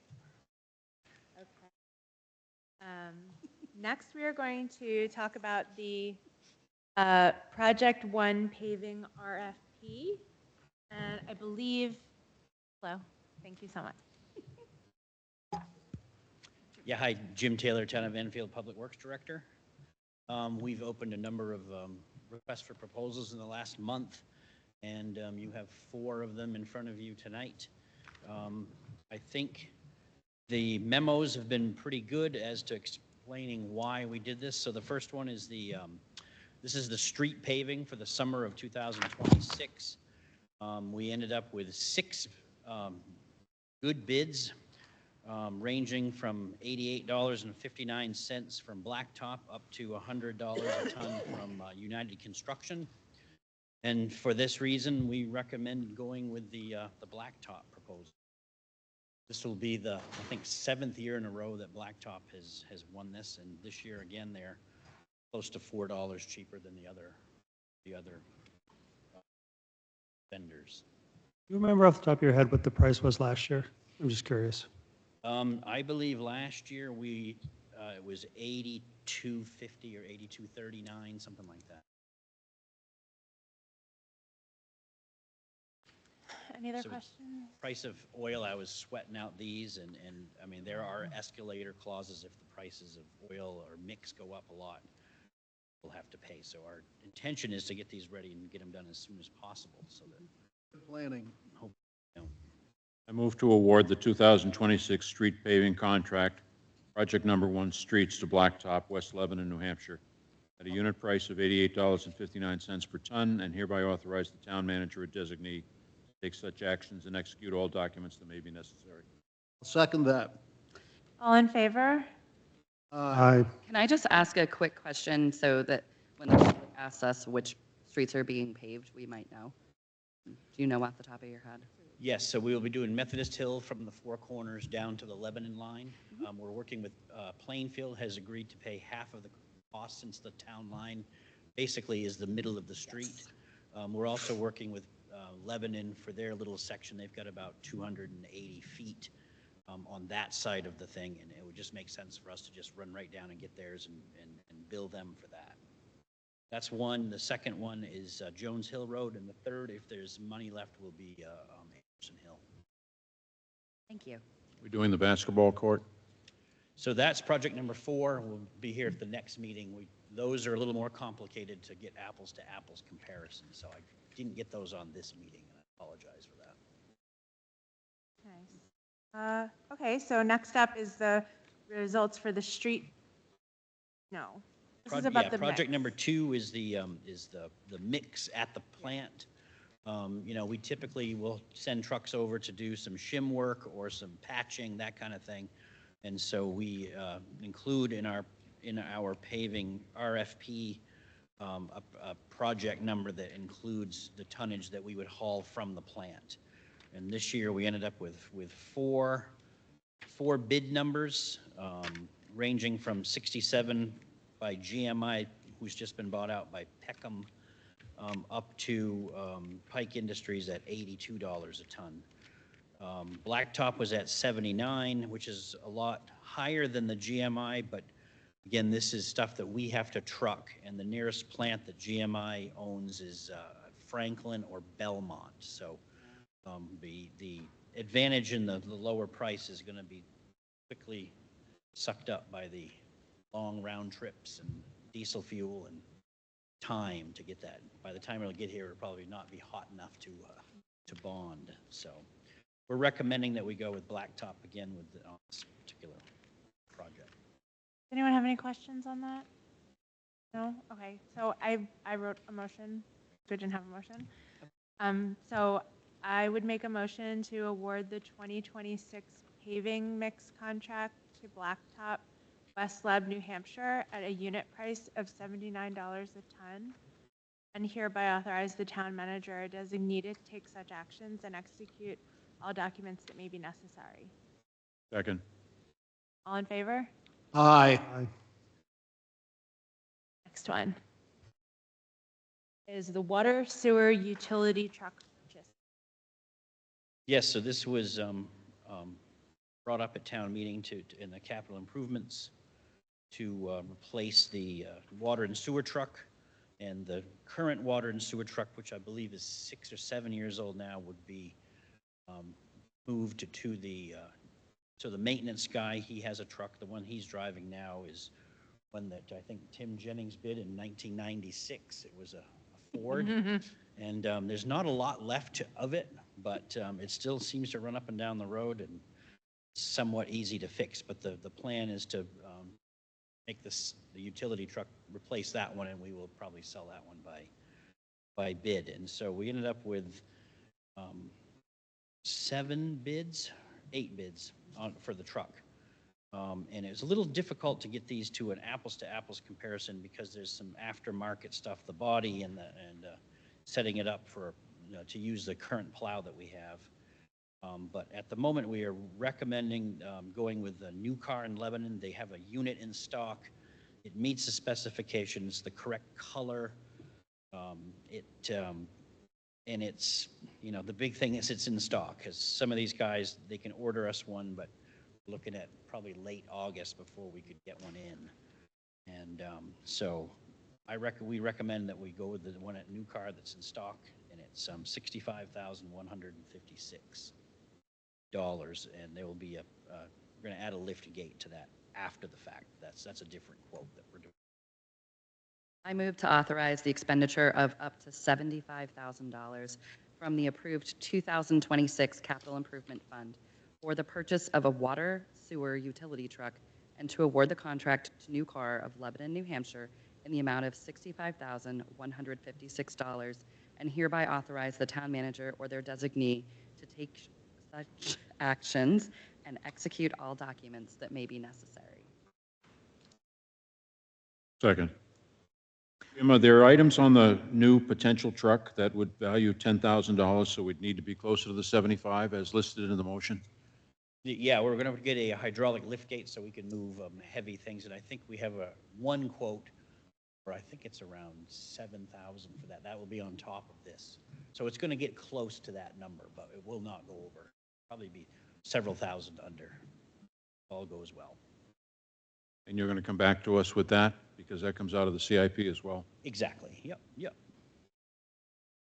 It's a different list of vendors for those types of things. So. All in favor? Aye. Aye. Okay, and the award of a bid for the cemetery parks mower. So again, we received 8 bids, quite a range on these, ranging from $5,700.50 for the Bad Boy, which is one that I had never heard of going into this, and that was at $5,750 up to $13,380 for the John Deere model. But the Bad Boy, was one that I wasn't that familiar with the brand. It met the spec. I sent the guys down to look at it, and I guess it's a brand that's very popular in the South and the West, and they're trying to make inroads here, so they're really putting up some good prices. It looked like a decent machine. It has the same motors as the other ones do, same drive and that kind of thing, heavy-duty deck, so it's quite a bit less than what we had expected. So, and then the unit that it replaces is a 2011 Exmark. Same size, and that will probably be surplus through the online auction system that we use. And I also just wanted to thank you for, you were surprised by how inexpensive it was going down and looking at it and making sure that it was like legit, so thank you. Entertain a motion? To award the bid for the purchase of a Bad Boy BWE 54 mower and associated accessories, Knoxland Equipment of Warner, the amount of $57.50. Authorize the expenditure of funds from the Capital Improvement Fund, CIP Capital Reserve Fund. Hereby authorize the town manager or designee to take such actions and execute all documents that may be necessary. Second. All in favor? Can I just ask? Second, question? sorry, I spoke too quickly. The last one specified that it was part of the CIP plan. Is this part of the CIP this year? Is this part of the CIP plan? Yep. Was it? Yes. In the CIP, we put $12,000. Okay. Thank you. And in fact, this particular unit, if you retailed it, is $9,000. So you've got a heck of a good bid. Knoxland is typically very fair. All in favor? Aye. Aye. Thank you, everybody. Thank you so much. Okay, so moving on to our assessing abatements. It is my understanding that these have come before us in a previous meeting. However, we needed to notify that they were concerning. And I wanted to know, is there anyone here this evening who would like to discuss these abatements?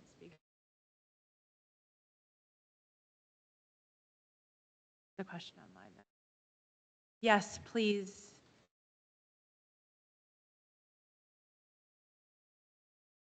Zeroni.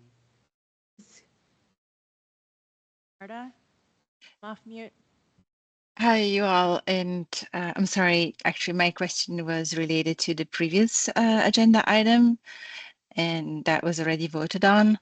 So, yeah, I'll just make my question clear at this point, and it was whether any electrically powered lawnmowers were considered in the bid, and whether it's for this time or the next time. I don't think I have a chance to have a further discussion on this, but I just wanted to ask about that, Yeah, so knowing that Yeah, no, Hartford had done a lot of work in that respect. We have looked at the electric units. They're very pricey, and they are not, we don't have a good way to charge them sort of in the field at the moment. I think we will probably start with, you know, maybe some weed whackers or that kind of thing. We do have a electric powered pole saw and a chainsaw, and those are working great for us. But they don't have to run for 8 hours, and so that's the thing. We have seen some of these robots and some electric powered rigs at some of the shows, and you know, they are coming along and they are getting good. The unit that stripes the fields and that kind of thing, that they have mowers that behave like that, and you know, I think eventually we're going to probably have one at different fields, and they'll just do it automatically. So, Thank you. Thank you. Thank you. take care. Okay, so now we have a resignation from the Budget Committee. I make a motion that we accept the resignation from Kristen Bean with thanks for her service. From both the Budget Committee and the Hiring Committee. From both the Budget Committee and the Hiring Committee, yes, I apologize. I'll second that. All in favor? Aye. Aye. And thank you. And board and committee appointments? Elisa,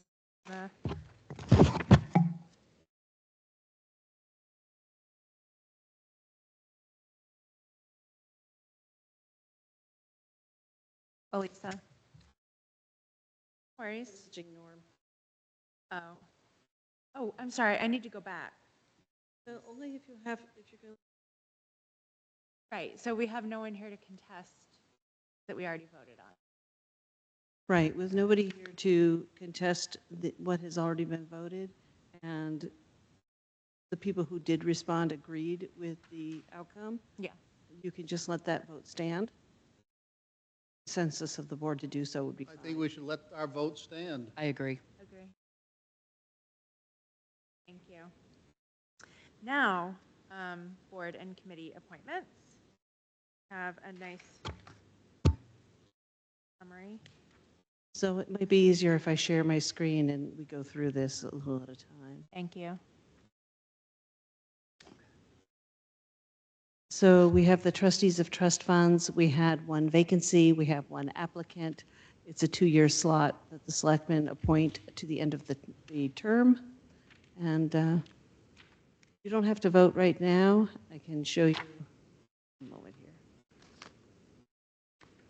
I think it makes sense to Yeah. go ahead and, You can do it as a slate. I have a different document that's in front of you that just summarizes all of this. Mhm. So you can, except for the planning board that has more applicants for full-time positions than we have positions open. The rest of these you can probably do as a group. I see. I wouldn't mind doing them individually just for clarity so that you don't have to go back and do the look for the reference document Yeah. next time. Okay, we can do that. I would make a motion to appoint Deborah Ford to a 2-year position on as a trustee of the trust funds. Second. All in favor? Aye. Aye. Next is CIP. CIP, we have 2 applicants for the 2 vacated positions.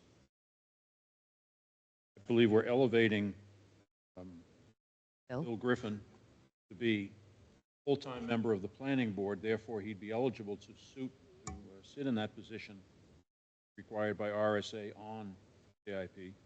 He is currently an alternate member on the planning board, so I think he would probably still qualify as a planning board rep.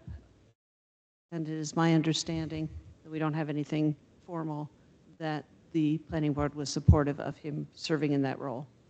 Saw that somewhere, I think they are. It was a different note I've already seen. Yes, I gave you a memo. They are elevating that him to a listed all of that. position. That would solve that minor. So yes, the planning board had a discussion and a consensus and agreed that Bill would be an excellent representative both on the planning board and as the planning board rep to the CIP. I'm not sure I agree with the interpretation that an alternate member can fill that spot. So I think we should fill it with a full member of the planning board. And so we can do it in either order. But since the planning board has more applicants, maybe we should do that first and then pick a planning board member. Let's skip down to the planning board. Right, so with that issue aside, I think we're all set then. We need a motion for these 2 fellows? I think we need to skip to planning. I think we need a planning board member before we can appoint one to the CIP.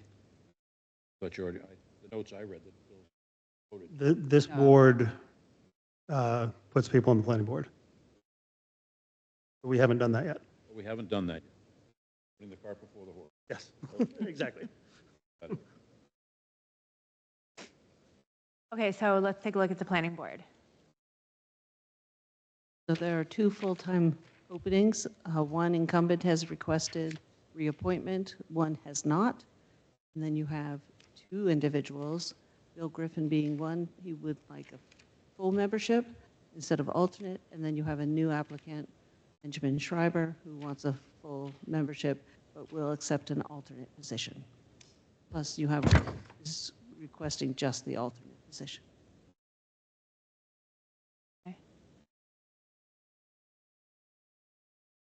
So, yeah. I'll make a motion to appoint Bill Griffin to full position to the planning board. Second. All in favor? I will make a motion to appoint Linda Jones as a full member of the planning board. Second. I don't think she's seeking. She is. Jones is seeking. Oh, okay, sorry. No to the alternate. All right, so to finish, I nominate, Eric has a nomination. I seconded it. All in favor? Aye. And then for alternates, I know, so the planning board has it formally up to 5. There's currently, I think, 2. But I know that it's been wisely mentioned in the past of how many should we have, and we have planning board members here tonight. So I'm going to throw the question out of what's the optimal number of alternates to the planning board? Are there opinions on that?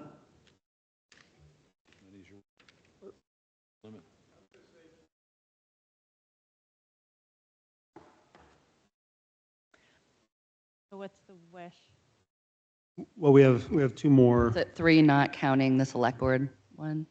Well, the select board is correct, not counting the select board. Okay. Because the select board alternate could only serve if the select board member was not present. So I think if we put both of them in, is that 3 total? That would be 4, which, because, Can you help me? yeah. So Kurt Goddard and Ben Jorgensen are current alternates. Bill Griffin was an alternate who is now a full member. So there's 2 alternates currently on the board. And, we're allowed up to 5. So we could appoint both, but I know there was a discussion of what the optimal number is. And I think that's a fair thing to consider so that people can feel they're being, included. And it's a lot of work for somebody to come do.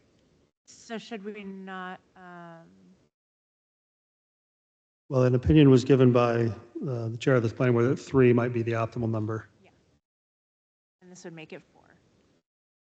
So we're not going to proceed. Well, we could pick 1 is what I'm asking. Do we want to pick 1 or?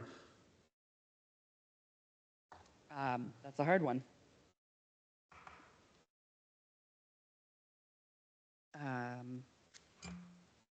Need a second. This is tiny.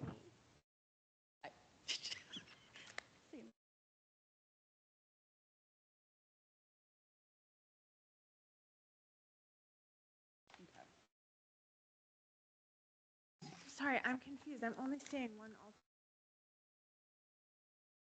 alternate. Our list has Jason Carter and Benjamin Schreiber.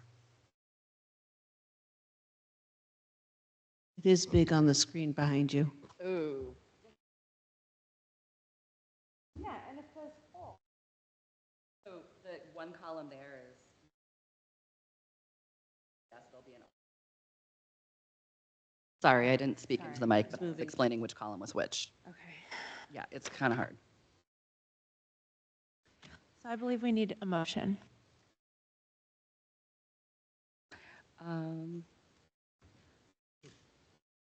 There's no discussion. I'll make a motion to appoint Jason Carter as an alternate to the planning board. Need a second? I'll second that. All in favor? Aye. Aye. Aye. I'm going to say no. Aye. 4, the motion passes. Appoint Bill Griffin as the alternate. No, Jason Carter. Jason Carter. It's okay, it's tiny. Okay.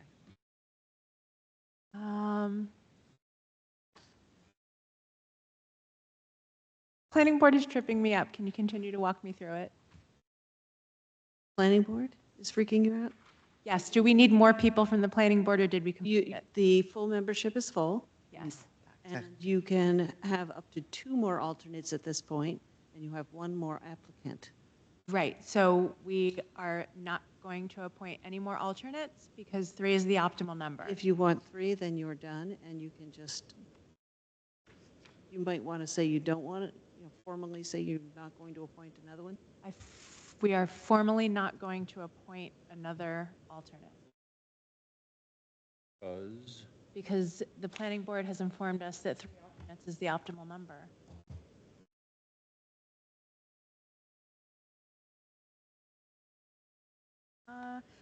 Okay, we needed to do that so we could go back to the CIP.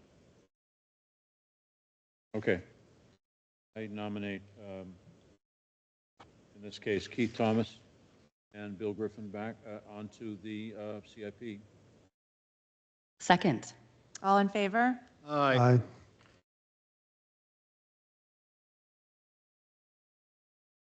Conservation?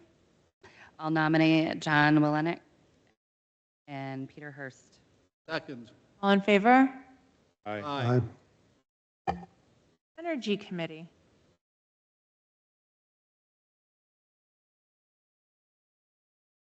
So I will let you know, Marta Zeroni missed the deadline. She did inform me today that she was interested in reappointment.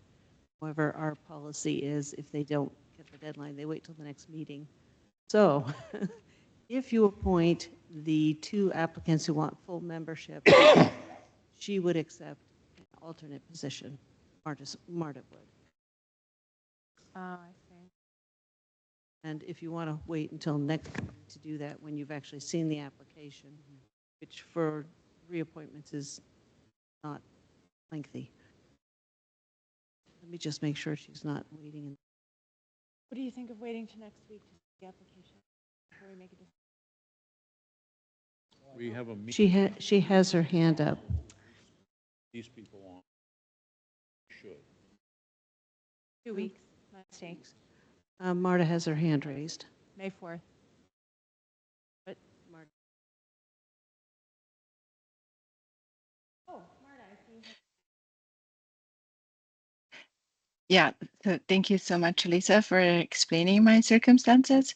And I don't have anything additional. You did a great job explaining. Yeah, essentially, I'm seeking reappointment for this position that I've been on for quite some time. And yes, I'm hoping either way to be able to be a functional member of this group. And I don't know if your process allows a little bit of flexibility given my delayed application, but definitely open to anything that the board decides. So thank you for your consideration. Thank you, Marta. I think we're in agreement that we're going to hold off on voting to give you the opportunity to submit your, is that correct?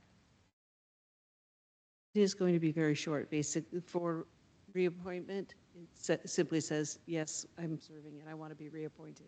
Right, but do we It's not still gonna have to give you wait? any information beyond that. It was submitted, but not soon enough to get on the agenda. Exactly. So we're going to hold off. Okay. How does that work for them for the next meeting? Do the prior folks stay on until that point? So for the April meeting, everybody's still on. Her term does not expire until May 1. Okay. So if you do your appointment for the Energy Committee on the 4th, that'll be in plenty of time for their May meeting. Oh, okay. Next is Heritage Commission.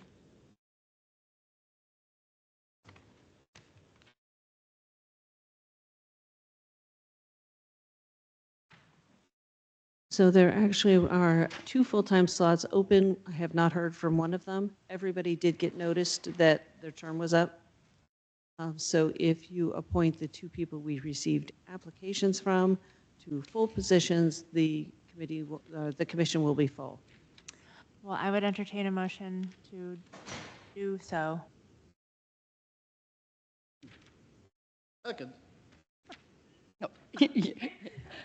I make that will make motion. a motion to appoint Cecilia Offiero and, I have to do them separately, and Dolores Struckhoff to the Heritage Commission. I'll second that. All in favor? Aye. Aye. Moving on to Old Home Days Committee. I'll make a motion to appoint Meredith Smith. Second. All in favor? Aye. Recreation Commission. I make a motion to appoint James Ivy, William Finger, and Shelley Gray to full positions on the Recreation Commission. I'll second that. The only choice you have to make is who will serve a shorter term. There is 1 one-year term and 2 three-year terms. Since Shelley is new, I propose she take the 1-year term. Not that we don't, it's fabulous, but Nope. then Yep. she can always reapply. Okay. We have a second. Second. All in favor? Aye. TIF District Advisory Committee. I make a motion, we appoint Andrew Bernier to the TIF I'll second that District. motion. All in favor? Aye. Aye. Mascoma River Lake Advisory Council, Local Advisory Council. I make a motion, we appoint Benjamin Schreiber to the Mascoma River Local Advisory Committee. Second that. All in favor? Aye. Enfield Shaker Village Scenic Byway Advisory Board. I make a motion, we appoint Meredith Smith and Susan Brown. I'll second that. All in favor? Aye. Whew. I think the rest is all. Yes. I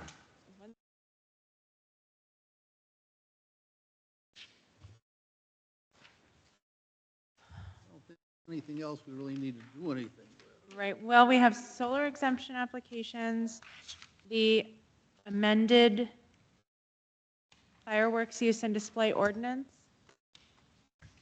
which It is just for our review and signature because we voted to approve it as amended with the amendments that we proposed. Right. So unless you have any questions about it as amended, All it then did it was just the stands. the January 1 hour. Exactly. beyond. Yes, Yes. right. So do we need a motion? No, we're Okay. just gonna. Just have to sign it. Yep. We're just All gonna right. sign it. Public comment. Does anyone have any public comment?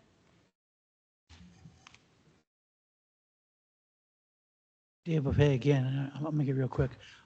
I think this meeting about, with the planning board and the discussion of zoning was actually a very good one for this community. And I think it's a good thing that we can bring a lot of us together from different positions to discuss things like this. Thanks. Thank you. Online, I see a hand raised. John?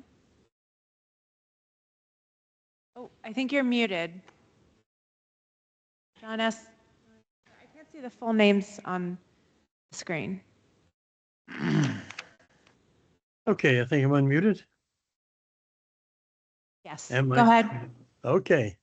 Okay, this is, I'm John Essler, live on Crystal Lake Road. First, I want to thank the planning board, not the planning board, the select board, and the former chief for getting the traffic signs, the flashing signs up on Crystal Lake. They're going to be really appreciated. I want to spend a lot more time tonight than I have, and I appreciate you folks spending all this time that you have. So I want to talk to you about securing the seasonal speed limit reduction for Crystal Lake Road. I was hoping, let's see, first I'm going to explain, I am a licensed PE in the state of New Hampshire. I've got credits in traffic engineering and things like that, but that's not my forte. However, I think you folks are all familiar with Crystal Lake Road, and I think that you are generally in agreement that we should have a seasonal speed limit reduction on Crystal Lake Road. The problem is getting through the paperwork to get it done. So here's a couple of things I want to mention. First of all, on Friday, I believe we submitted a petition signed by 15 of the residents. That's part of the RSA. It's helpful to move this process along. Then there are two main elements to getting a seasonal speed limit approved. One is an engineering assessment, investigation we'll call it, and the other is a traffic investigation. The engineering investigation is so simple to do. I've done it. I've already done it in a draft form myself. I've physically walked the road, ridden bicycles on the road, driven the road for probably the last 89 years, just so you know my age. So I think I know the road pretty well. And I know these requirements to determine whether the road is safe or not. That's really what we're looking at. We're not looking at pavement quality and things like that. We're looking at, is it safe for pedestrians, for children crossing the road, for bicycles? That's what the seasonal limit has to say. A second element of this is the traffic investigation. The chief, actually, Luke, has sent me a copy of the traffic study that was done back in October. Just looking at that study, it's very beautiful and interesting. It's also, of course, in October, and I think we could take a look at that and say, well, our summertime residence is at least twice that of the October residency, and perhaps we could say that's the traffic indication could be doubled to be a reasonable assessment of traffic on our road. Interesting, if you get a chance to look at that. Yes, there was a driver at 38 miles an hour. Someday we'll find out who he is. But anyhow, those are the tools. That's what has to be done. Like I said, I've done the physical assessment, and I would like to, well, I'd like to ask the board's permission agreement. I would like to do an engineering and traffic assessment report. That's what's required by the RSA. Again, I am a professional engineer. So I'd like to do this report. I'd like to submit it to you folks in a draft by the next meeting. And hopefully, oh, by the way, I said this before, and I'd like to do this pro bono. You don't have to go to any, hiring system or not, and get this done so that we can have a seasonal speed limit by this summer. I guess I could put it this way. Does anybody have any questions? Okay, I'm gonna ask you one more question. I'd like to send a draft by email to each select board member. Is that a possibility? I think you should work directly with the town manager's office, and because in this case, there are specific credentials for dealing with New Hampshire DOT and federal requirements surrounding roads. That's not something we would be familiar with, but they could check your credentials against the requirements and make sure we're meeting all of the requirements. I don't feel comfortable making that application. Well, in addition to that, we did get the petition on Friday afternoon, and so it missed the deadline for getting to this meeting. It is on the agenda for the next meeting. Right. This is John Essler. I have informed him he's first item of business at this point on the May 4th agenda. So if he has other documents to submit, I have informed him he can provide those to me and they'll go into your packet. I really do feel like, though, we often get the cart before the horse. These things come to us. We have no level of expertise in the area. They ask us to make an assertion. Let's go back to randomly painted turtles, right? We discussed getting more information. Suddenly there were painted turtles. Then we found out by law they weren't supposed to be painted. So I would like very much for a professional opinion from the police chief in the town office before I'm asked to make another decision. I think that's a very sensible approach. I agree. Thank you. And it's not that I don't think John's offer is very kind. I want to be clear on that. I don't want to get into another one where we, start doing something that we're not allowed to do and then we have to do it over because it's not a good use of anyone's time. And it certainly doesn't honor the commitment of somebody who wants to volunteer if we ask them to do something and then we can't use it for some reason. Okay, I'd like to say something. I have spoken to DOT people. Actually, you've seen, the town manager's seen my discussions with him. There is nothing in the RSA that says I, as a licensed professional engineer, cannot do this work. If you speak with the DOT person, yes, he agreed that I would be certainly allowed to do this report. And this report does not have to go to the DOT for approval. It's something that the select board approves. So that's why I wanted to get you information ahead of time. So I'll get it to the town manager and hopefully you get to look at it ahead of time. So when we have a discussion next week, we'll know what we're talking about. Does that sound reasonable? Can you tell us the name of the DOT person you talked to? I think it's Bill Lovett. Let me just, it's Ed has that, a copy of the letter from him, so he knows exactly what the name is. And I have to pull it up my phone here and I can't pull it up right away, but, I believe that's his name, something like that. Bill Lovett, Bill Lowry. But again, it's on a letter that I sent to Ed Morris a couple of weeks ago. Excellent. Thank you, John. Okay, thanks for taking the time, folks. Have a good night. Thank you so much.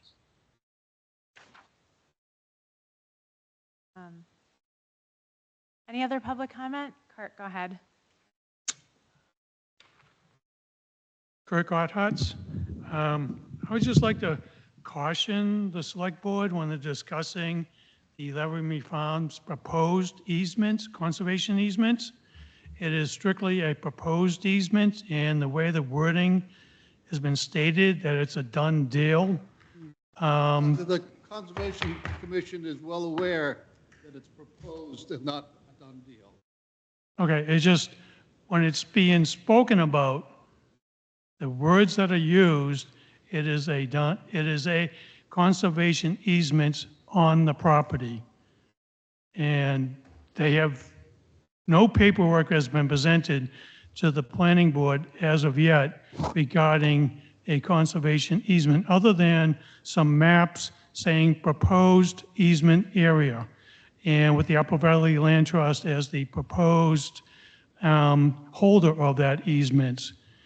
And until paperwork is signed, there is no easement. Thank you, Kurt. In fact, that is the whole point of my bringing it up, to let everyone know that the Conservation Commission is pushing forward to get some definite information on this. Oh, I understand Thank that. you. I listened to I that appreciate it. meeting, and but like I said, if you go back in the minutes and when you read the actual verbiage, it's how it's being presented is not,